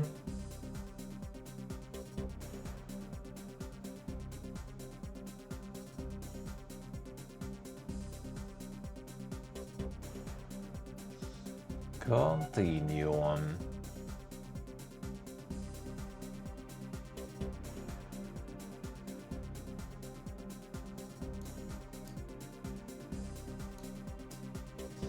Ubisoft CEO responds to a stop killing games and casually mentions a new Ghost Recon games coming. Nothing is eternal, says Yves Guillemot. Well, that's for sure. Eh? Seen that with your company already. Regarding petition, we operate in the market, live in society. Yeah, we're living in society, alright. I wasn't the only one who saw that. Went on to say that players are forewarned that eventually game may be discontinued and framed the studio putting Crew on sale back in 2024 as an attempt to let players of the first game hope across to one that wasn't about to be a deep sixth. Provide a service, but nothing is written in stone, and at some point the service may be discontinued, and nothing is eternal, and we are doing our best to make sure things go well for all players and buyers, because obviously support for all games cannot last forever.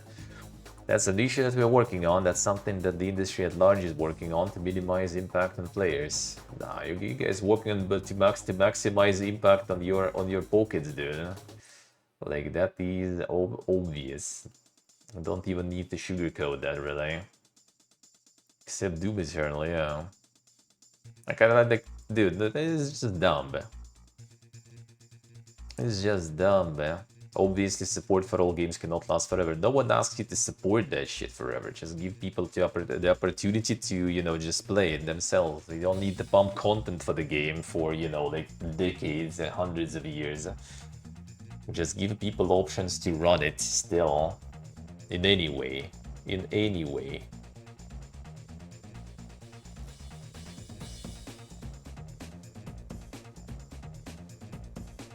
Yeah, clear, they're not asking for all online games to be eternal, but rather to implement an end-of-life plan to modify or patch the game so that it can run on customer systems with no further support from the company being necessary. Yeah, that's all we need. That's all we need, yeah?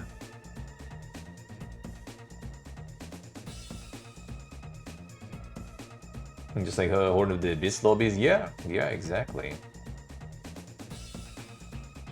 Just ask for the end-of-life plan, yeah.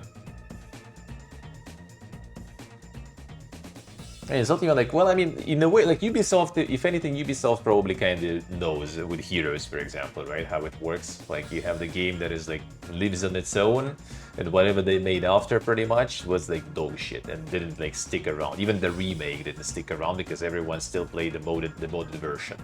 So they're afraid of that shit, probably. Because they still want to resell you a bunch of shit after the original game is done. But yeah, like, Heroes is a good example. But like, I mean, any game that is just purely single player is basically safe, right? Because like, it's gonna be available one way or another. Like, game preservation, gonna save it no matter what, even if for museum, right? It's more about all the live services, all the like, you know, always online games and stuff, like that's the main problem. Like, Heroes is fine, like any single player game, if it has like dedicated, you know, player base, they would do things with it, they usually do. But it's more about like the online shit. Hey Genius, hello. Fights back against Stop Killing Games, yeah. Well, I mean, in a way he kinda does, they just didn't do it like in clickbaity stuff, right? But like he basically just kinda like, that's pretty much what he does. I mean, he did say that it's like impossible, right? Like nothing is eternal, and you know, we kind of trying to like make sure that there's like transition of players from one game to another when we kill other one. So I mean, I wouldn't say he fought back, but he sure didn't agree with it. I guess let's put it that way.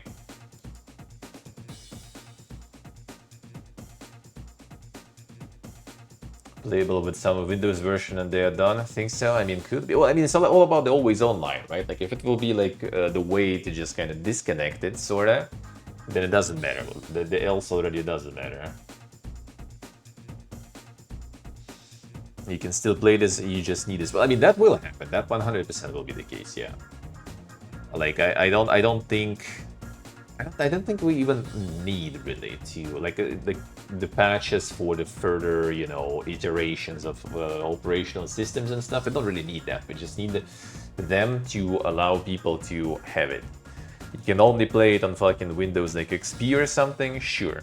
Like if the game is popular, people will find a way how to make it run in other places. Just like let people do that. Like don't do it like in the way like, oh yeah, we're taking down it completely all the servers and we ain't giving you any opportunity to run it on your own. I mean, some people still probably can figure it out, right? But that already gonna be the breach of the rules and like piracy, cracking things, you know, that is probably not something that that is like very really legally safe, I guess, for people to try to do.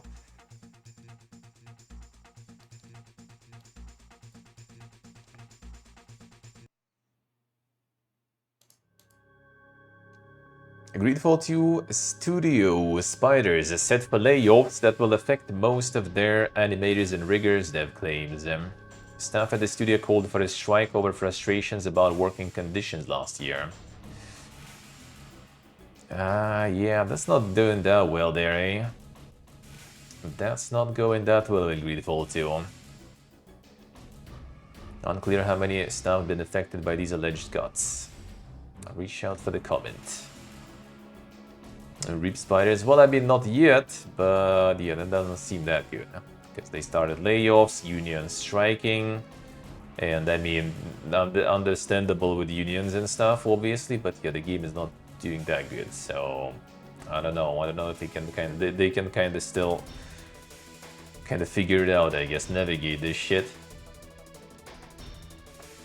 Companies scared that their work gets remonetized. I think the main thing that they're scared about, well, I mean, remonetized they can kind of control. It's like their IPs. They're just scared of what people can do with their IPs, with the licensed material that's in the game, right?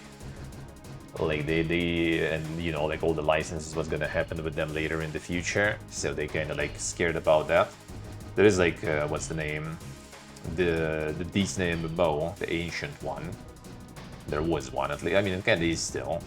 And they have the private server, but they basically were like forced to remove pretty much everything Disney from that MMO, except for some like, you know, like what was the name? Like the copyright-free ones already that went full public domain. Everything else they needed to just remove from that MMO because licensing and stuff. Even though in the same time, for example, Warhammer Online, like, right, Return to Reckoning, they allow it to run even though it's Warhammer license, right, Warhammer IP, and EA IP, and I think EA allowed it to be still run in private if it's not making any money.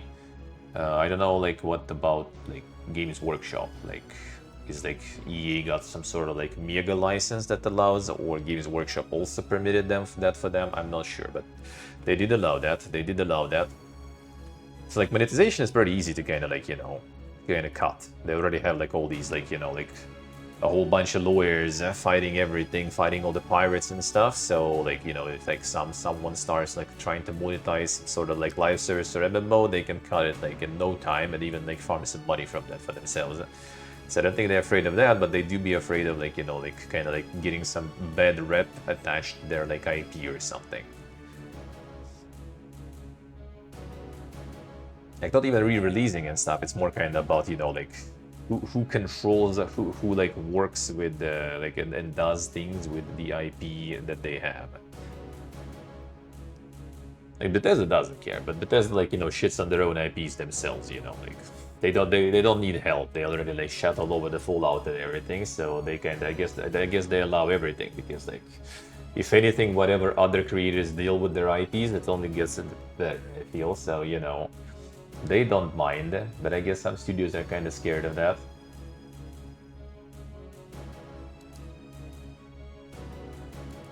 I guess some are kind of scared of that.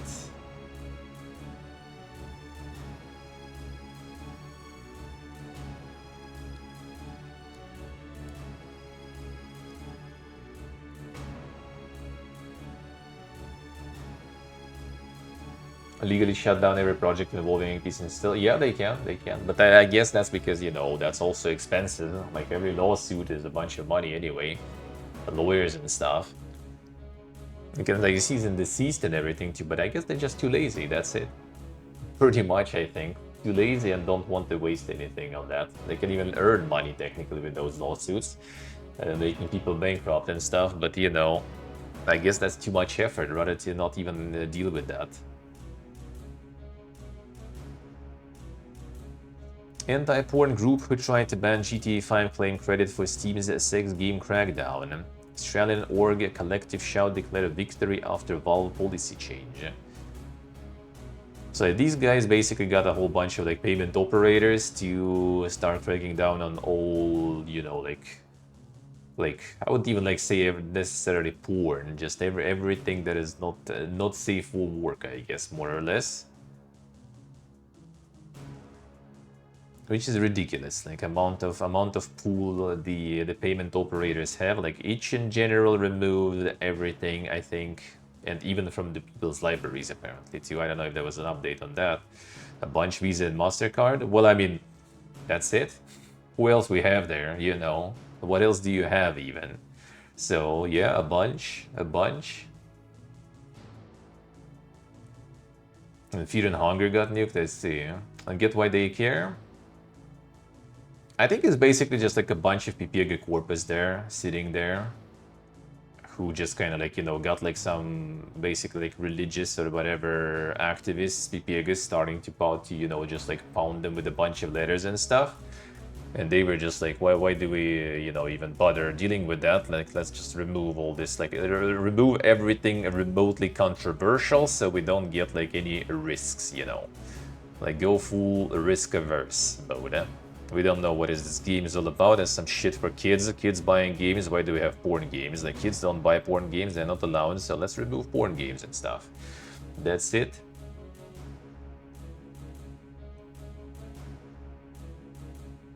Say number of chargebacks and fraudulent card use, I see. But that's the thing, like, I don't think there's, like, there's probably a lot of that going on some, like, shady Pipiega stores, Like, I doubt it's happening that much on, like, Steam. Okay, like, itch maybe somewhat. They do have some, like, sometimes weird shit happening, but, like, Steam probably was fine. MasterCard more than big, like, it's not even about them big enough. It's basically like the only payment operators, pretty much, and like that are global. That's it. Like, you open the store, you want your store to work globally, you need Visa, MasterCard. PayPal, not everywhere. PaySafe card, like in this side of the world, no one knows the fuck is that. PayPal at least was kind of used here and used a little bit in some other countries or had been, but like really in small amounts. Even like the Google Pay and stuff, for example, I think Uzbekistan cards, they don't even support that shit if I'm ever correct. So yeah, there is like, like Visa, MasterCard that's it pretty much. Like other options are, yeah, like some fucking beer from Russia that is like barely any countries use. There is like what, like Uzbekistan has Uzcard and Huma that only Uzbekistan uses, right? There is also like, what was the Chinese one? I forgot. Something Union, I think, or Union Express or what, I don't know. Where was it? I forgot already. Like they have that one that used somewhere. There's also something like American Express, right, and stuff, which is also like barely used. So yeah, it's like either something that is used in one country. Like you go on Steam, for example, right? In some countries, like payment methods are crazy amount. Pretty much most of them are not used anywhere outside of that country. Like there is usually plenty. Like in Armenia, there is also like some wallets and stuff like this, you know, but they all kind of like local. So only global things are basically, yeah, those. That's why like PayPal is also used like almost everywhere, because it's like the only like non-card kind of wallet system that is used in many countries, not in all of them. Paying, at least you can do in many countries, but like receiving, for example, is a big pain. I know for a fact because I was trying to just sort that out for a while, right? Like outside in this side of the world now is basically Kazakhstan and Georgia, I think, only that they're actually receiving the payments. Revolut, I think, is mostly EU though. That's the thing. I think it's mostly EU. Like, there's probably some like EU local also things, I guess, that works in many European countries. But I think outside of European countries, a lot of that already, like, I mean, it works if you're European and you leave. But if you're non-European, like making a Revolut, like I think for a fact, actually Revolut is a pain to make. Is a pain to make. Visa, MasterCard used in China? Yeah, well, I mean, I'm not sure if they have like locally is that popular, but I think it is. For China, they have like and I forgot the name, like Union Pay, right? Yeah, Union Pay, I think it's called. They have their own system. Same as like in Uzbekistan, for example, you can use Visa, you barely can use MasterCard in very few places. So mostly people just use local cards, like Humo, Uzcard, you just use those. In Georgia, you have Visa, MasterCard, and everything. Realize the Revolut isn't Russian. I think like some of the founders maybe were kinda, but I think it's from like, was it Estonia or something? Don't remember exactly. But I think some founders are like a lot of like fintech stuff and everything is like with some Russian roots. It's actually kind of impressive how good all these systems still are actually. Now that I returned, is like now that I'm visiting. Like all this payment shit is insane, dude. Holy. Especially after like some other countries, yeah. When everything is like Stone Age and you just like visit and like everything fucking digital and you do everything with like one touch or one scan or something. It's crazy, dude. Huh? So yeah, basically like the only global ones are like MasterCard, Visa, sort of. Like they tell you, you know, you done, and like you done. You can't receive money anymore, pretty much. Like doing like some crypto shit or anything. That's not gonna be the wide appeal. Like it is used a lot, but it ain't the wide appeal. American Express pretty well spread. I wouldn't say so, really. I wouldn't say so.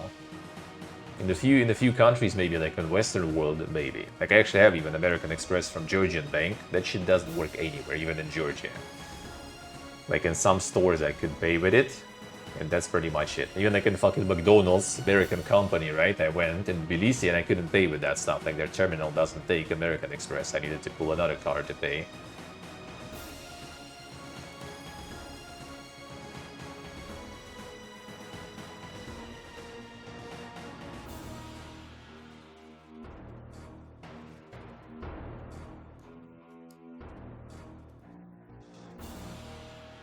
Campaign asking EU to stop publishers destroying online games hit by anonymous transparency complaint.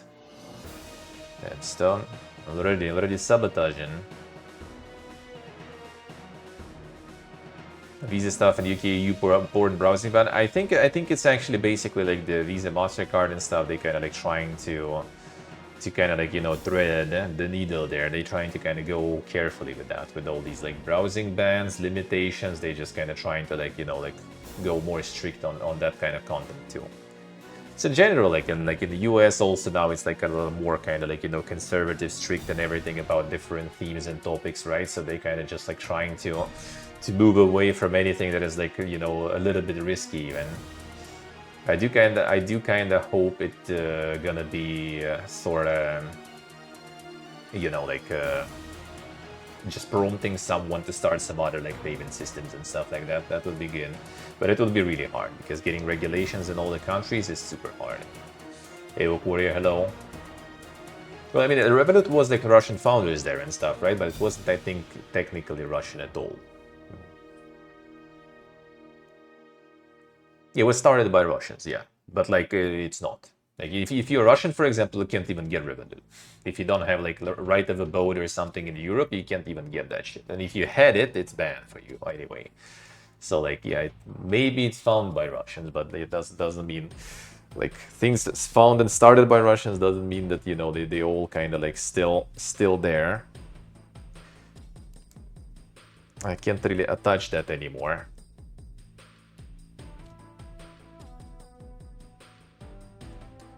Sì, proprio sì, eh? See, did I say? Well, I mean, you know, anyone who is very like zealous about that, like in general, people going fanatical over things, they probably are quite crazy most of the time. Transparency complaint related by European Commission. A YouTuber makes clear initiative which is listed as having amassed 1.4 billion signatures thus far. Different organizers to the wider Stop Killing Games campaigns called Become the Public Face of, despite the latter frequently promoting the former. And you know their names being very similar.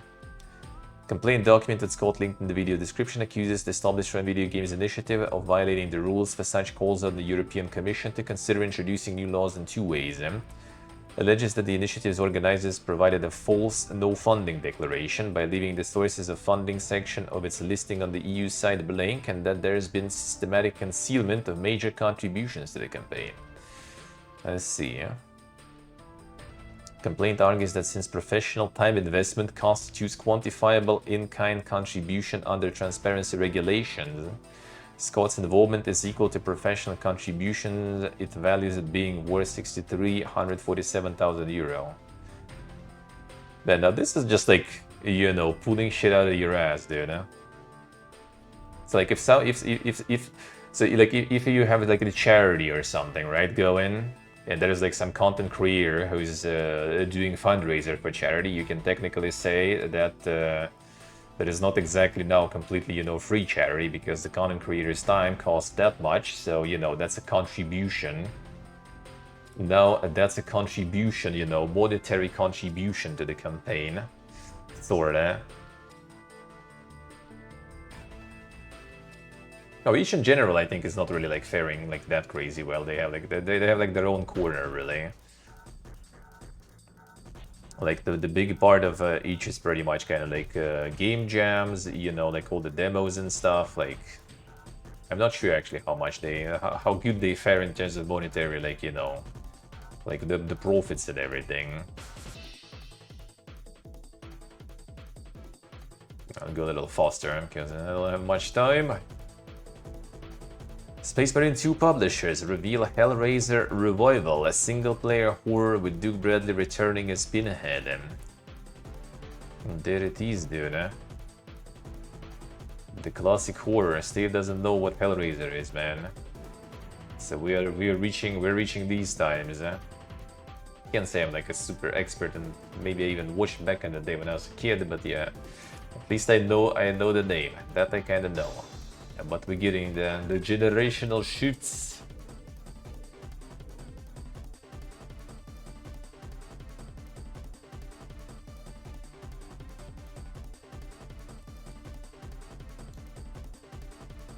Come on, go.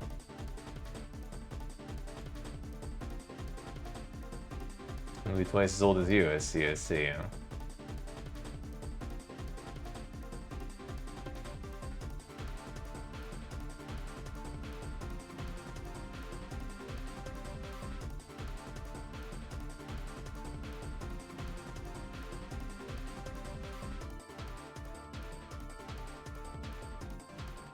Christian conservative pro-life but feminist.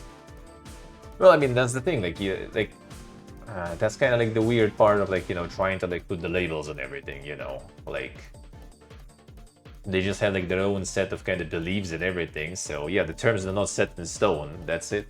Like you can combine anything, I guess. You know, you can have some views that can combine different things. For example, that's how like I think normal people that not terminally online work, you know, you kind of have your different views on different things. So, and then I guess you kind of try to like, you know, put yourself in one camp, and you pick the camp that you have kind of like more matching, you know, points with, but that doesn't mean you're gonna match them all after that, you know. If you call yourself something, you don't need to change your opinions on some other questions that you have different opinions, because that's fucking weird. Until Dawn Dev Supermassive lay off up to 36 workers and delay Interstellar Horror Directive 8020. Little Nightmares 3 development unaffected by cuts.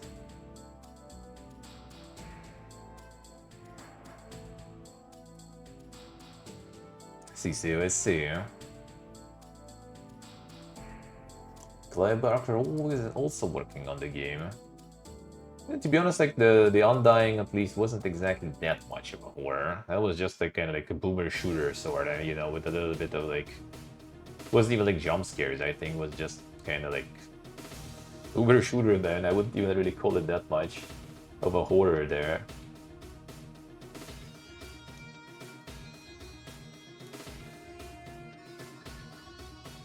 Mikagikalo. Splitgate 2 devs at 1047 Games lay off more staff as the shooter heads back to beta, eyeing a 2026 re-release, and servers for the original Splitgate being shut down in a month's time. Damn, didn't make FPS great again. Didn't make FPS great again there. Well, in 2026 for sure. The second term is coming. Hey Rajan, good morning. Unrelease the game. But they're just gonna like basically they tried to see if the second game also will go viral. It didn't, so now they're gonna like try to do the second entry later in 2026 and see if that will kind of go viral maybe. Kind of doubt it really though. Kind of doubt they will make it happen again. But dudes just try to repeat the viral success of the first game. Try to like kind of like, you know, like make an algorithm out of that to repeat the virality, but yeah, I don't think they can do that. So we'll see about that. But I really doubt it. I think that one is already kind of gone.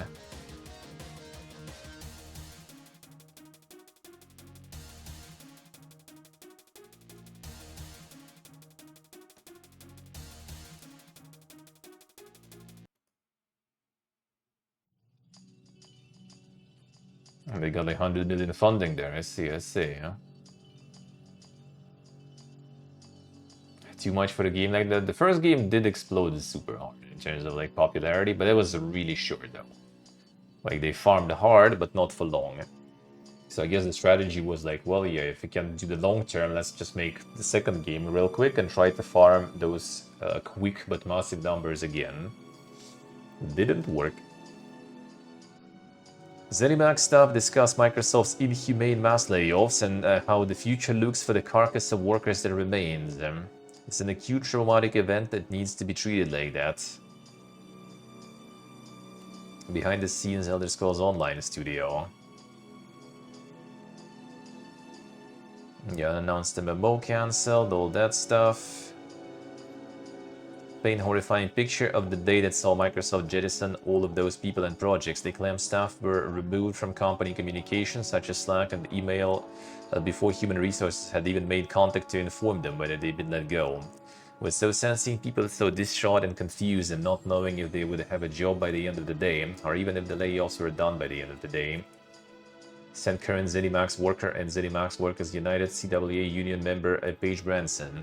It's not okay, it wasn't normal, and a ZeniMax senior QA tester and fellow ZeniMax Workers United member Autumn Mitchell. Don't care how many times they do it and try and make it seem normal, it's not. The way they do it is inhumane. Don't care how much they say that it's dignified or they want to do it in a respectful way, it is not. Making it so that people have to rush to type a goodbye message into Slack to their colleagues that they've been working with in various projects that have been making your corporation money for 15 years is disgusting. But Branson and Mitchell believe the cuts at ZeniMax, which game developer report have affected hundreds of workers, would have been worse if a significant number of the studio staff hadn't unionized. As is, they say the layoffs have seen key developers be let go, leaving those who remain facing a bleak future. A lot of practical knowledge has disappeared overnight. Everyone left now has to pick up the pieces as best they can. Dwindling morale and general confusion of it all has extended into our general workflow. We used to have very reliable people working on things, and they're no longer there. They were integral. I feel like they were numbers on the sheet that got cut, but the real application of what they were doing was integral to making everything run correctly. This carcass of workers that remains is somehow supposed to keep shipping award-winning games. Looking at the graveyard. Keep working while looking at the graveyard. Yeah, totally gonna make some bangers after this. Totally gonna be making them bangers, dude. After gutting everything.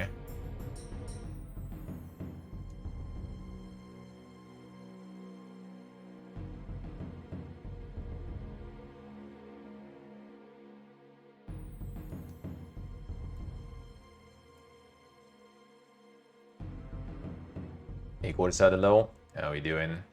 Thank you, sir, thank you. Former Bethesda developer Julian Lafay, known as the father of Elder Scrolls, has died. A key Arena and Daggerfall programmer recently stepped away from development due to battle with cancer. The Bodman. Was that just recently, the message that they are stepping away from development? Yeah, the Wayward Realms they're doing. From the Bethesda veterans. Passing age 59. Hey, Abuga, hello. True, probably. Feels bud. Bethesda summoned Utan. Utan.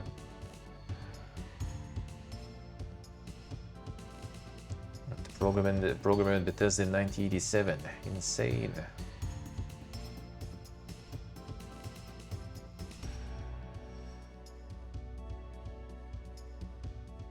Yeah, so the Wayward Realms probably not gonna be looking very real after that.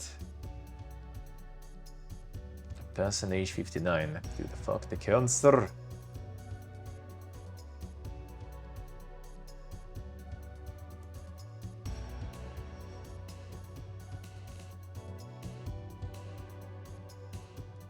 Oh yeah, this one.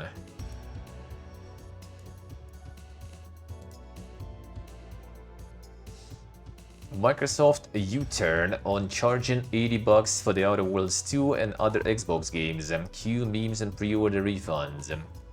Adventure into capitalism by capitalism, eh? It's gone. It is gone.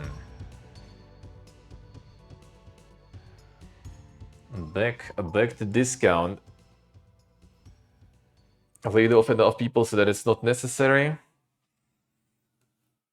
True. I do kind of feel like they probably saw the pre-order numbers and stuff, got their like stats checked and everything, and were like, yeah, bro, we ain't selling this shit. We need to do something about it. Another problem is like I'm not sure if that will help. But I mean it's totally better. Apparently it's not only the Outer Worlds. It looks like it's gonna be some other stuff too. I think it's even Call of Duty even, they said. It doesn't mention it here, but I think in general they're kind of reducing the prices again. I mean that's good though. Finally, you know, some people realizing that like fucking $8 is too dank. It's too dank.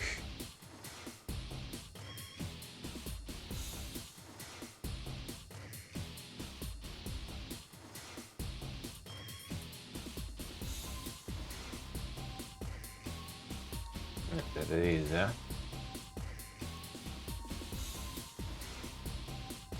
Itch.io apologized for frustration confusion after delisting thousands of NSFW projects. Yeah, there it is. Apparently they also removed them from libraries. I'm not so sure. How does that work then? Not so sure. Your ability to process payments is critical for every creator on our platform. Well, there it is. Not the best time to be a Coomer dev, dude. Not the best time to be the Coomer dev. Yeah, because it's itch.io store, gaming store, for a lot of like super mega omega indie games basically, where you can also post your like demos and everything for free sorta. I think for free actually. So it's kind of nice for a lot of like, you know, game jams, indie devs. Not the big store, but yeah, it does have some. I'm deleting the careers, dude. Conducting comprehensive audit. Affected pages will remain de-indexed in the meantime. For the SFW pages, this will include news stamp where creators might confirm that their content is allowable under the policies of the respective payment processors linked to their account. Now we need to moderate your own stuff, so your content is allowable under the policies of payment operators. Elton, did you check your shit? Did you check your shit there? Are you, you know, following the guidelines of Visa and MasterCard in your game? But it's time to get delisted, and it's time to get delisted there. Well, I mean, it starts with Coomer stuff. Just you wait. What do you have there? What do you have there? You have like some cultists and stuff there in the game. Remove that. Remove that. If I wanted to low, yeah, I need to do early because I'm gonna be leaving in 30 minutes, so we kinda go into it.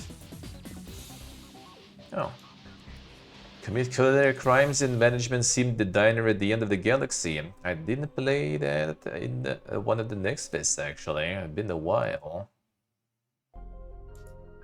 They get some date. Okay, 2025. That's it. That was nice. That was kind of nice. Even though, like, to be honest, like the main thing was like basically the kind of the art style and stuff. But that actually was kind of cool.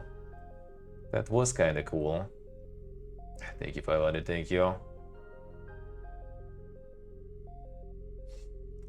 Hear a lot of stories regarding payment processors. Yep. I mean, they're just kind of catching up to this market, I guess.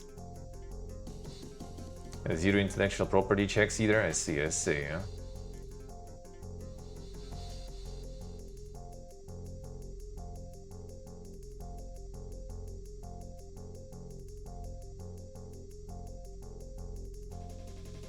Alright, let's see more.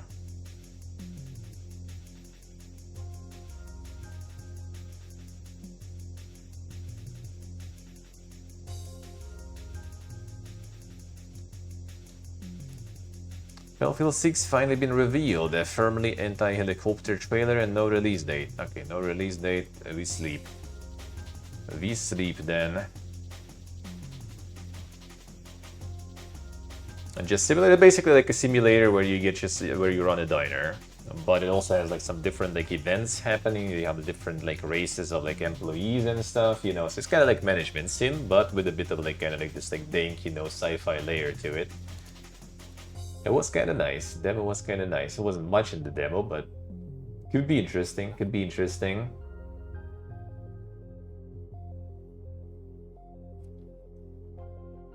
I didn't even like have time for the notes today, so I'm just kind of scrolling through it alive.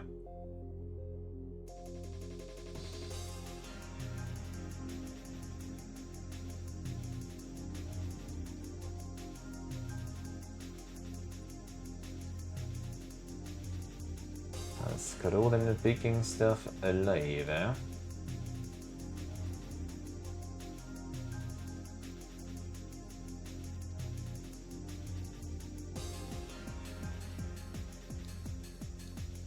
Meanwhile, Nintendo records reveal that staff numbers are up and employees rarely leave.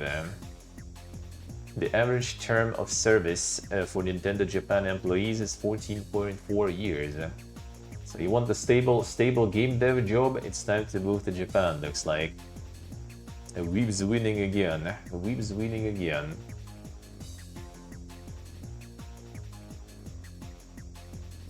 Maybe this discrepancy in male-female like employees numbers in different countries.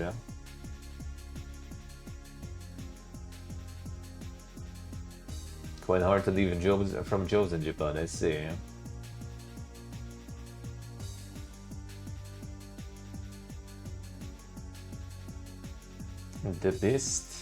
The best option then for you. Not sure. It might be just translation though. It might be just translated like automatically.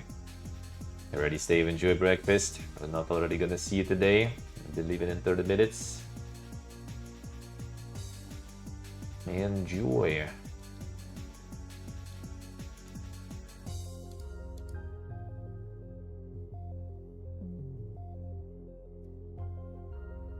On the lowest paying studios in the industry with some of the worst crunch. I think that was actually kind of debunked already. I think we read some of the articles about it with some like analysis that people did run through, and I think actually it was kind of fine.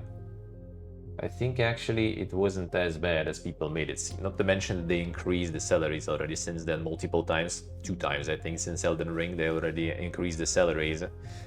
So I don't think so. I don't think so. I don't think so. Enjoy Slavic, enjoy. Some like the crunch and like a lot of like work for sure.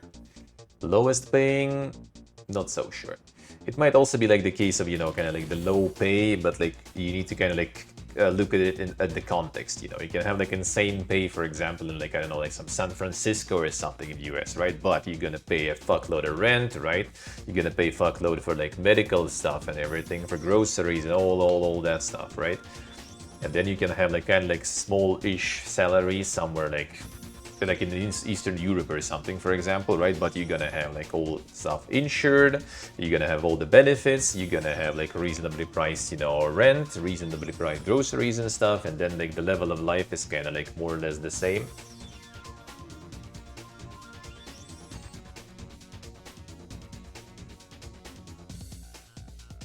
The Fox machine still, oh, that like a lot of the paper stuff and everything might be still the norm in many other companies, and not that sounds very German. Yes, like it might be in many countries, really. It might be in many countries, yeah.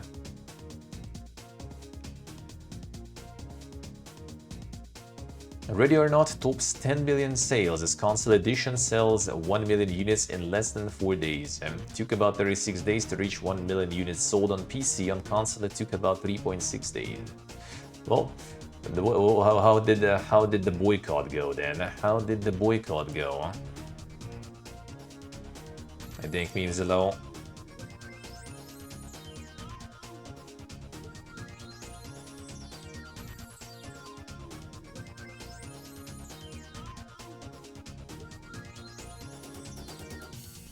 Let's see.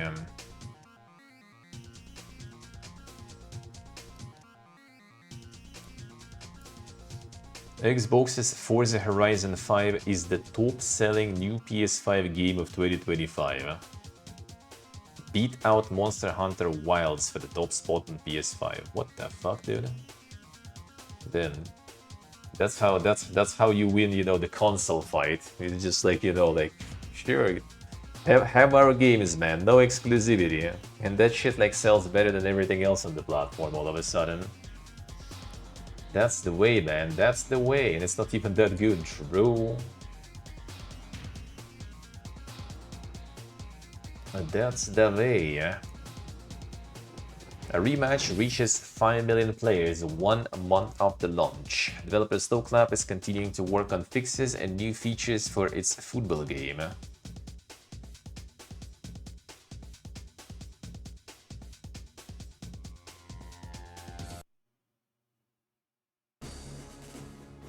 Alright.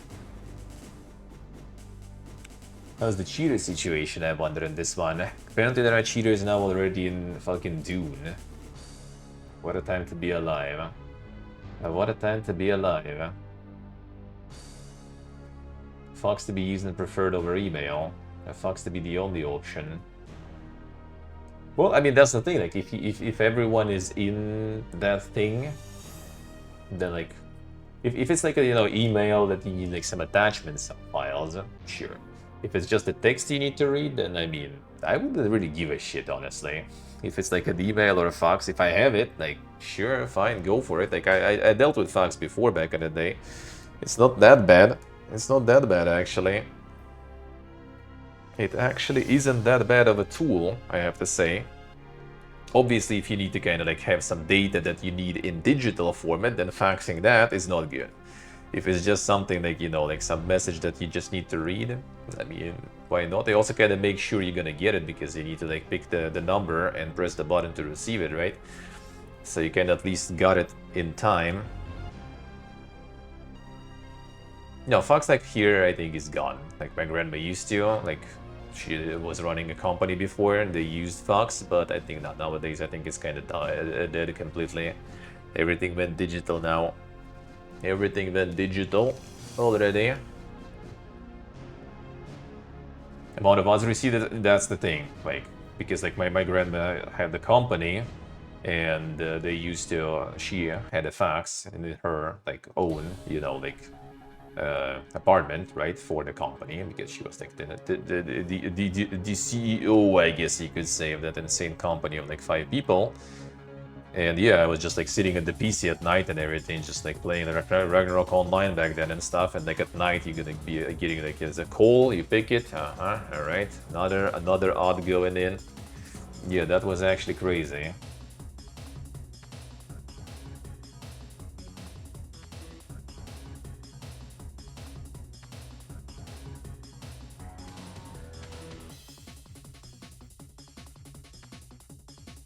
Yes, you guys see. Now invoices and stuff are still kind of in paper though. That people still kind of do here too. In some places it's kind of like, you know, optional. You just pick, like on the terminal, even like in the store, like on self-checkout and stuff, you can pick, do you need receipts or something? But like invoices and receipts in the kind of like business environments, they still have like in paper, I think. Alright, next.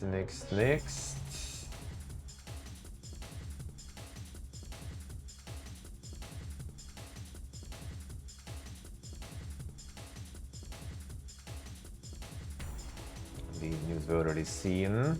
Again, like trying to pick the important stuff because like 20 minutes left.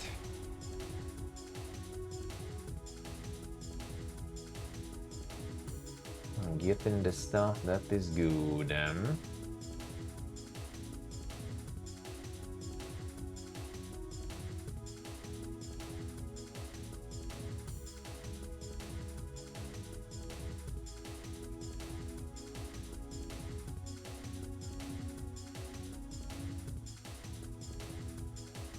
Alright, definitely here. Alright, let's get to this one then. Well, these ones, actually, wait a second. I can also do, when I'm here, what you guys posted,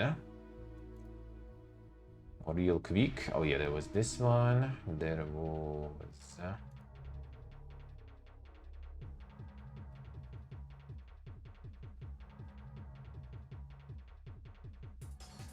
that was seen. Okay, this one.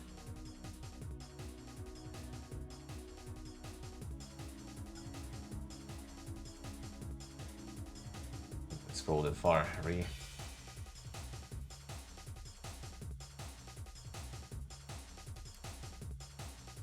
Alright.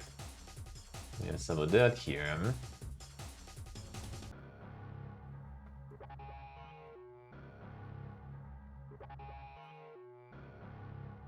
Let's see, you guys see.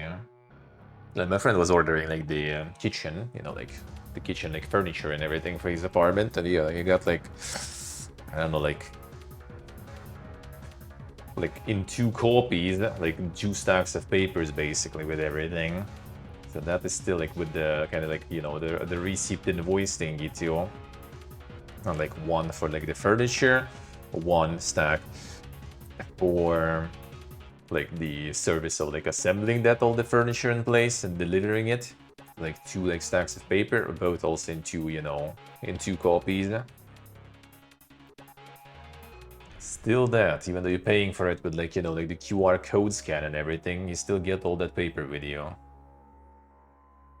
Alright, so a last epoch now. Got themselves a publisher, wasn't it? They also like posted like a whole story of the company and everything.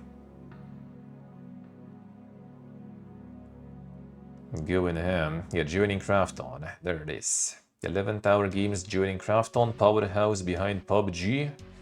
shares our passion for the action RPG genre and is ready to help fuel our efforts in raising a lost epoch to new heights.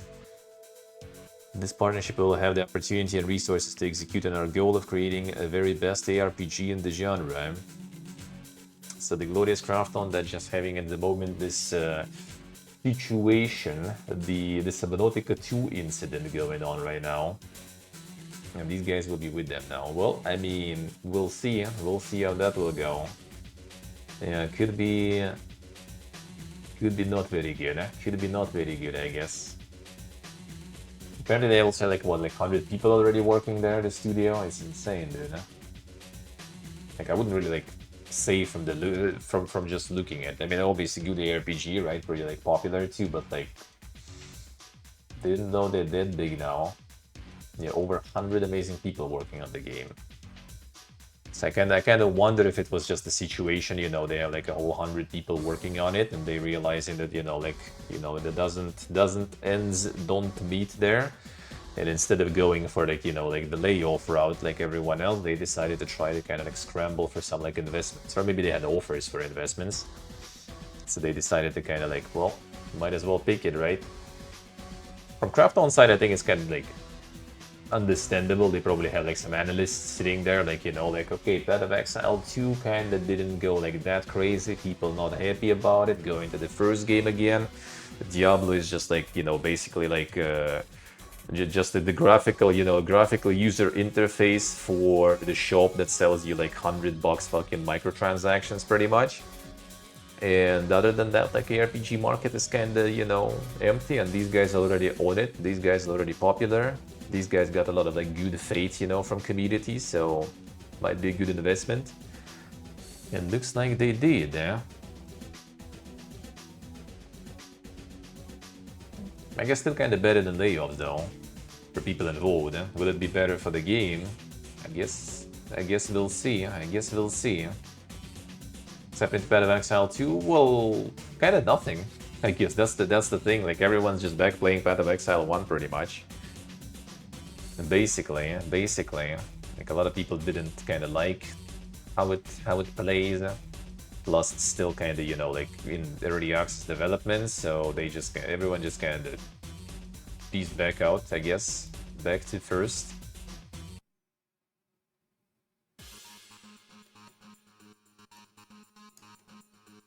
Stellar Blade socials taken over by cryptocurrency scammers.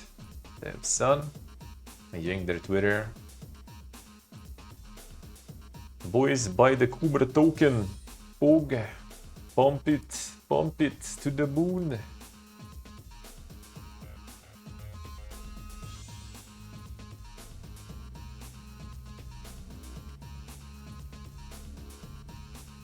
fuck.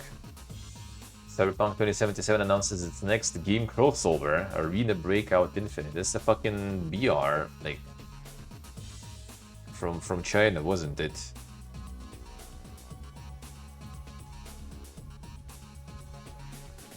Wasn't it?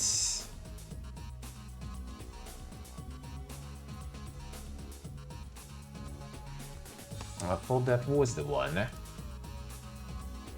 The Tarkov clone, yeah, basically. I think it was like very, very like monetized heavily, if I remember correct.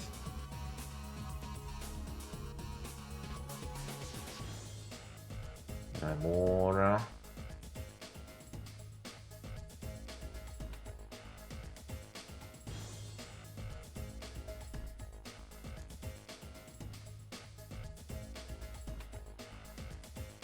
More than a year after its last update, this Forgotten RTS, a year after the last update, Forgotten RTS from the makers of Homeworld Deserts of Karak is being removed from Steam. Crossfire Legion appeared on 2022 PC Gaming Show. Forgotten RTS. That sounds like it's something, from like the ancient times there or something. Deepest Regret informing that will be officially ending active development and support from Crossfire Legion. As part of this process, Crossfire Legion will be delisted from the Steam store and will no longer be available for new purchases. However, players who already own the game will retain full access through their Steam library. Why not the purchases though? Never heard about that one. I think I've seen it. I think they even tried it back then. Maybe not this one. Maybe I'm mixing it up. But I think that they tried to push this one a little bit, like kind of like some esports angle with some sponsorship, but didn't really go that well. Didn't really go that well. CJ, did I say? Huh? Yeah, I think it was good, kind of like decent, yeah, Tarkov replacement, but yeah, that monetization was a bit too far, a bit too much.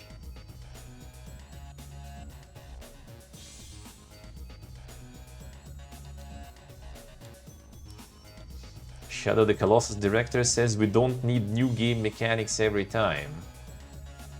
Then tell that to Ubisoft. They don't need them ever.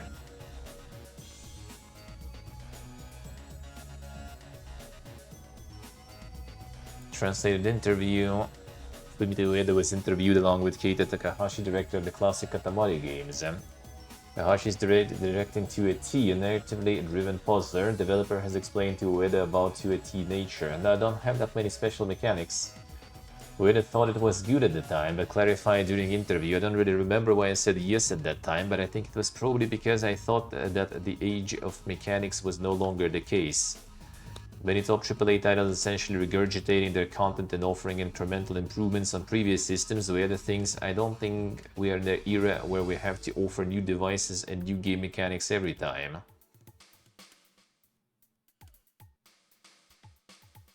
And that's something that Mr. Ueda has been insisting for a long time. Been saying this since a journey. It's not the age of mechanics anymore. And not the age of mechanics. I'm not sure exactly what they meant by that one, though. A new feat in the Ubisoft game? Well, I mean, that's the joke. That's the joke. It's easy to say when you make a game once a decade. True, yep. Like when you do it rarely, that's kind of fine. When you kind of do it too often, people are gonna get tired. Depth and mechanics better than spamming new mechanics, yeah. I mean, like, if you have a good like base for the game releases and stuff, you don't really need to innovate that much. Like, give me like something like Fallout 1 or 2 right now, exactly the same. Like, you can even keep the same engine, just make like official, you know, like you know, game in the universe, like connected to those and stuff. The same mechanics exactly, and I will love that shit. And I will absolutely love that shit. I think it's kind of like not a bad thing to have things in cycles, you know, like you have some like specific games and mechanics, you know, you just like do one game in one type of style and mechanic and everything, right? In another one, and then you kind of like go, you know, like cycle, repeat it again. You know, but you know, you kind of get tired of like the gameplay mechanics of one game, get something new, different, get tired of that, something new, different, get tired of that, and then you kind of just like have this like loop. And if every game takes like few years to develop, then you know, that will be fine. The more games in the loop you have, the more kind of rest you have between those mechanic cycles and stuff, and why not? The problem is, it's like one developer, right, can have this cycle, but then there is also other developers that also make similar games, right? So like Ubisoft, for example, and then take like Ghost of Tsushima or something, right? Like they can be like, you already got tired of that, but then boom, there is another one that is similar, different dev, different style, but you know, kind of similar game. You kind of not getting rest enough, I guess, when everything is the same. So you don't need all the new mechanics every time, if you already make some unique things, I would say, I guess, even. Then you can keep making unique things. If you're making some, you know, like AAA typical open world slope, then without new mechanics, like why would people even buy that for 80 fucking bucks?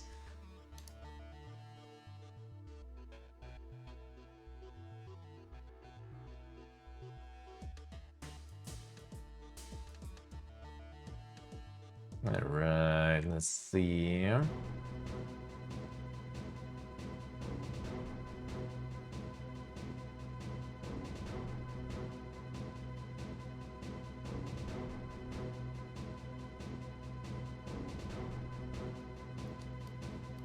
There it is, huh? Old school RuneScape devs add more servers to cope with player load at 12 years after release. No, welcome to streamers picking up your game now, you know. There it is. Beyond 200,000 concurrent players this past weekend. All they needed is to get Soda in to try the game. Done. Now there's like a shitload of streamers playing that stuff now, and they have like some fucking events, competitions going with it. All you needed to do. No, they didn't even mention that though. Support at the influx. But yeah, like first saw like Soda playing it, then I see already a bunch of other streamers like tweeting that they're gonna try it now too, and there you go. You have like a whole bunch of people playing that now. And there was like some competition recently too, I think.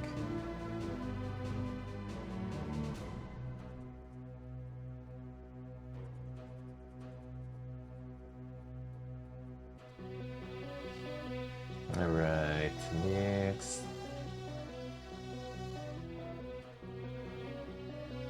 See what else.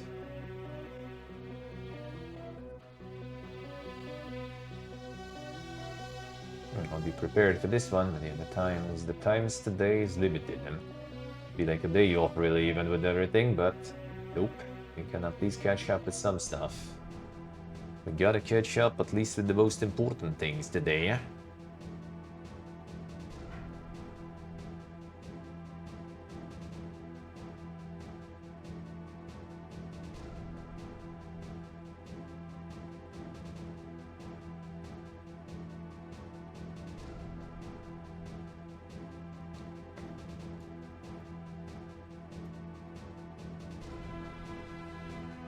Elden Ring Night Rain was June 2025's best-selling video game. Son. Elden Ring doing it again there.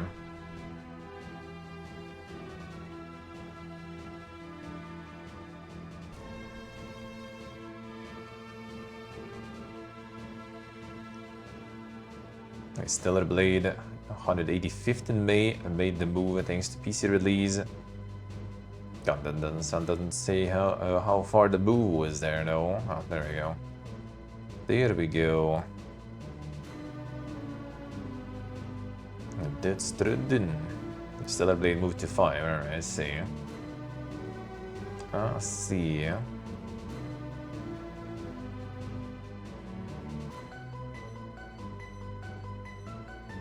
But even remastered, even still hanging out there, still sitting there. Isal Poelo. The Unreal Tournament soundtrack. Oh, that's every week. That's every Sunday. It do be very nice. It do be very nice.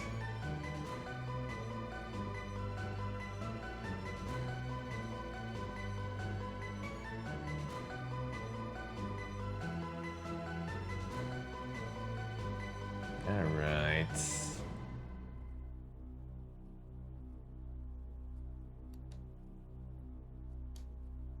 Damn, son. The Lollipop Chainsaw game and anime will not have excessive DEI restrictions. What a time to be alive, man. You need actually to announce things like that, even.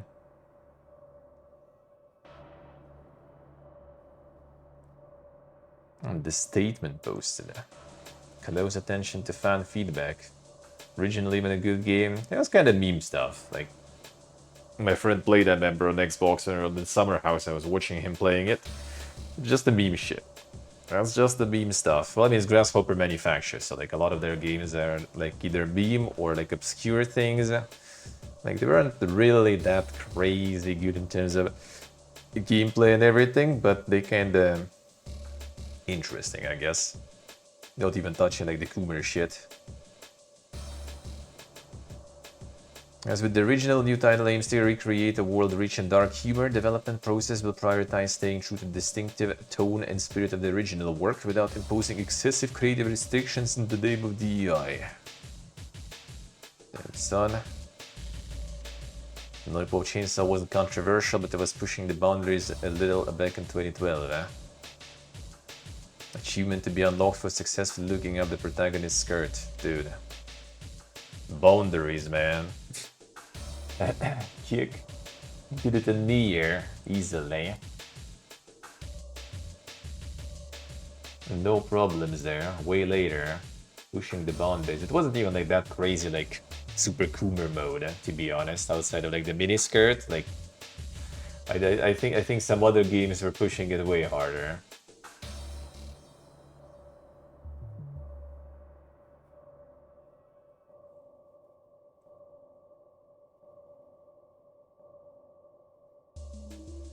Alright, see more.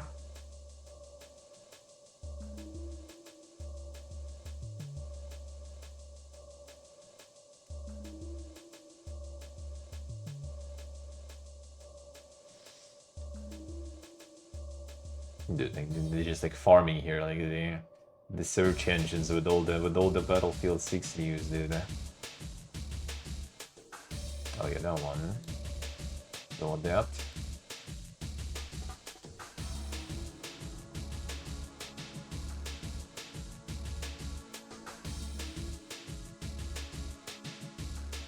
Ubisoft canned a Star Wars Outlaws sequel very early.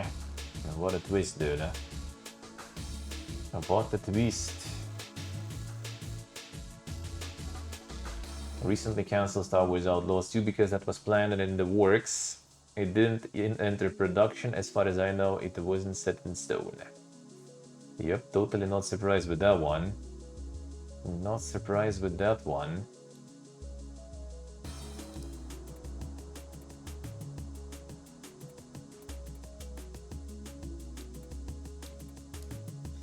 Dying Light The Beast has been delayed 4 weeks to September.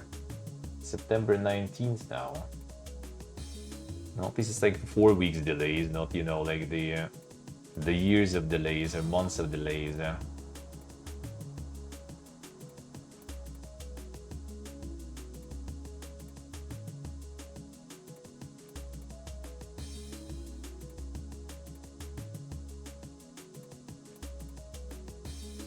Alright, let's see. Oh. The biggest todos. Oblivion Remastered hits 9 million player milestone. This is Game Pass too, right? So, ain't that impressive, but still. Usually some bangers like on Game Pass get to like 5 million stuff and take kind of longer with that. And this one actually going pretty fast.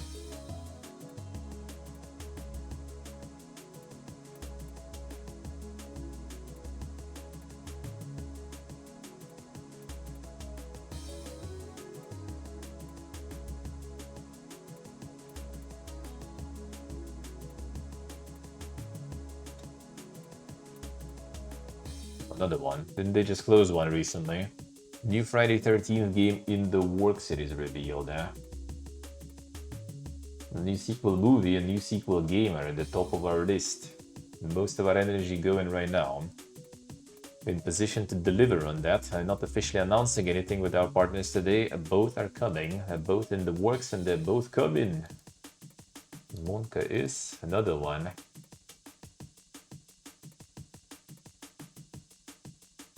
Another one. Alright, almost perfect timing. Get some like MMO stuff then real quick. Scroll through this. Something interesting there. Real quick. And it'll be the perfect time.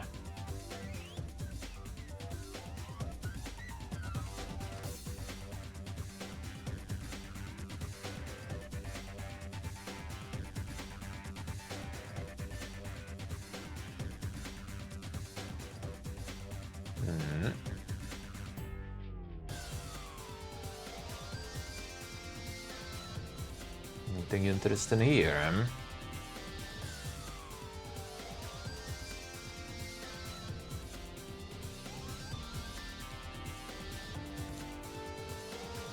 classic MMORPG Tibia adds weapon leveling in the medieval zone made entirely of books.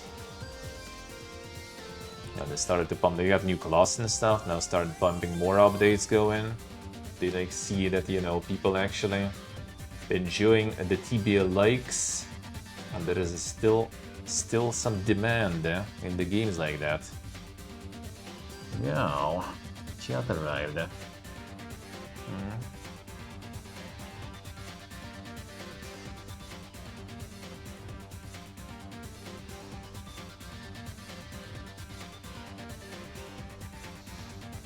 Let's see. I'm gonna hope here. Huh? Come here. Want to? No, you don't. Come here. Good. Hope. Come on. There you go. There you are. Kjot arrived, eh? Let me see the tail there, though. Check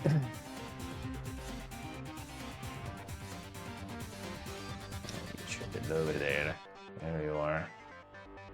There you are.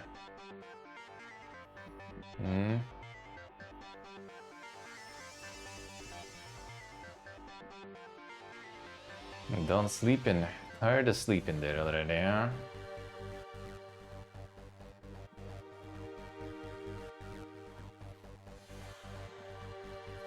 Time to beg for food. Time to beg for food.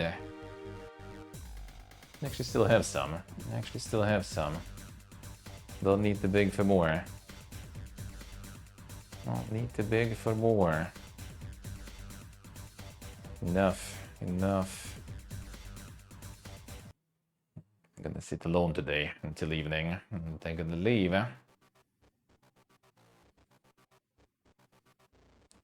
Some insane mayhem yesterday at night also. Playing with everything there. And dropping everything too. Right, enough fur. The fur everywhere already. Fur is already everywhere.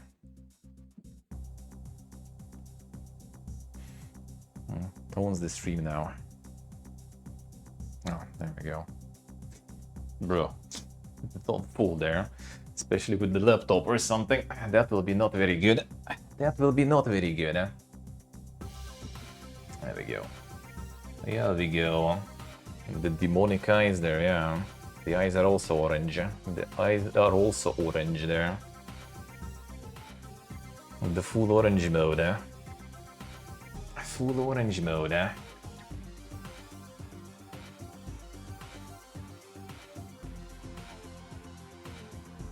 ATB channel though.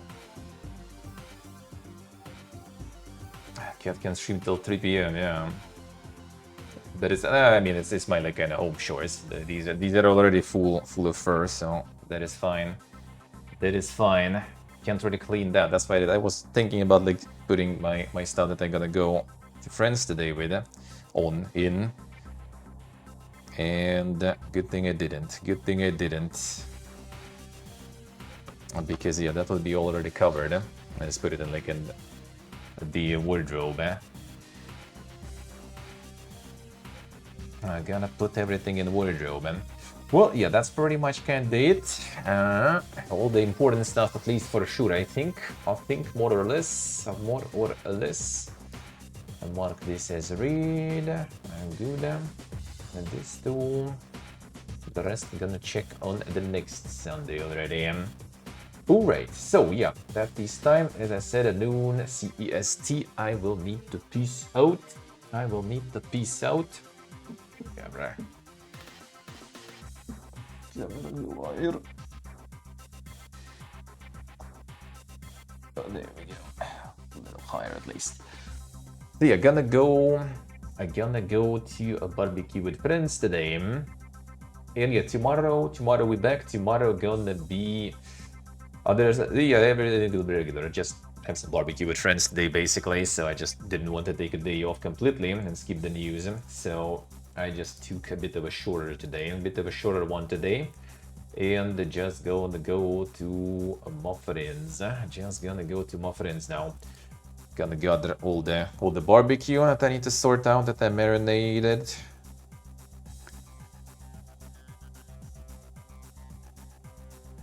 One second.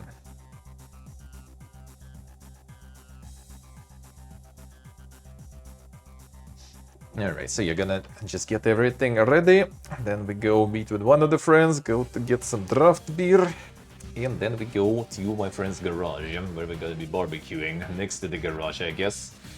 Alright, next to it. Alright, next to it. Alright, let's see, one second. Raid. Mr. Master, I see, is streaming. Let's go.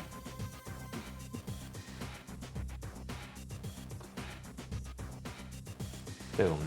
Let's raid Mr. Master then. So yeah, tomorrow 9 AM CEST as usual. Tomorrow Dracantis RPG Monday, but it's gonna be kind of MMO RPG Monday, I guess, because I kind of want to play some more Dracantis. If people will be playing, we're gonna play some more. It's until 3 PM CEST, I think. Beta should be on still, so we're gonna play that. Maybe a bit earlier. I'm gonna finish and do a little bit of KCD, maybe. We'll see. We'll see. But yeah, some Dracantis in the morning tomorrow for sure I'm gonna do. And yeah, gonna update the schedule and stuff. I think next week probably Thursday will be off and maybe Saturday. I think Saturdays will be kind of like off until almost like end of the August. Sadly, I don't like takes. Well, I mean this Saturday wasn't, but yeah, I think a lot of Saturdays will be until kind of end of August until I return to take Wednesday off. I would love to, but yeah, like friends day off, so I need Thursday. I would rather take Wednesday myself also because it's gonna be, you know, like Thursday off, then like Friday one stream, then Saturday off. I'd rather just have like Wednesday. But yeah, I kinda can't, I think. So yeah, we'll see. I will update tomorrow. But yeah, for now I'm out. Thank you guys for watching. Thank you for hanging out. Thank you for all the support. Subs, resubs, followers, donors. Appreciate it a lot. Thank you so much. Thank you. And yeah, enjoy the rest of your day. Not evening yet. And see you all tomorrow, 9 AM CEST. Love you all. Bye bye.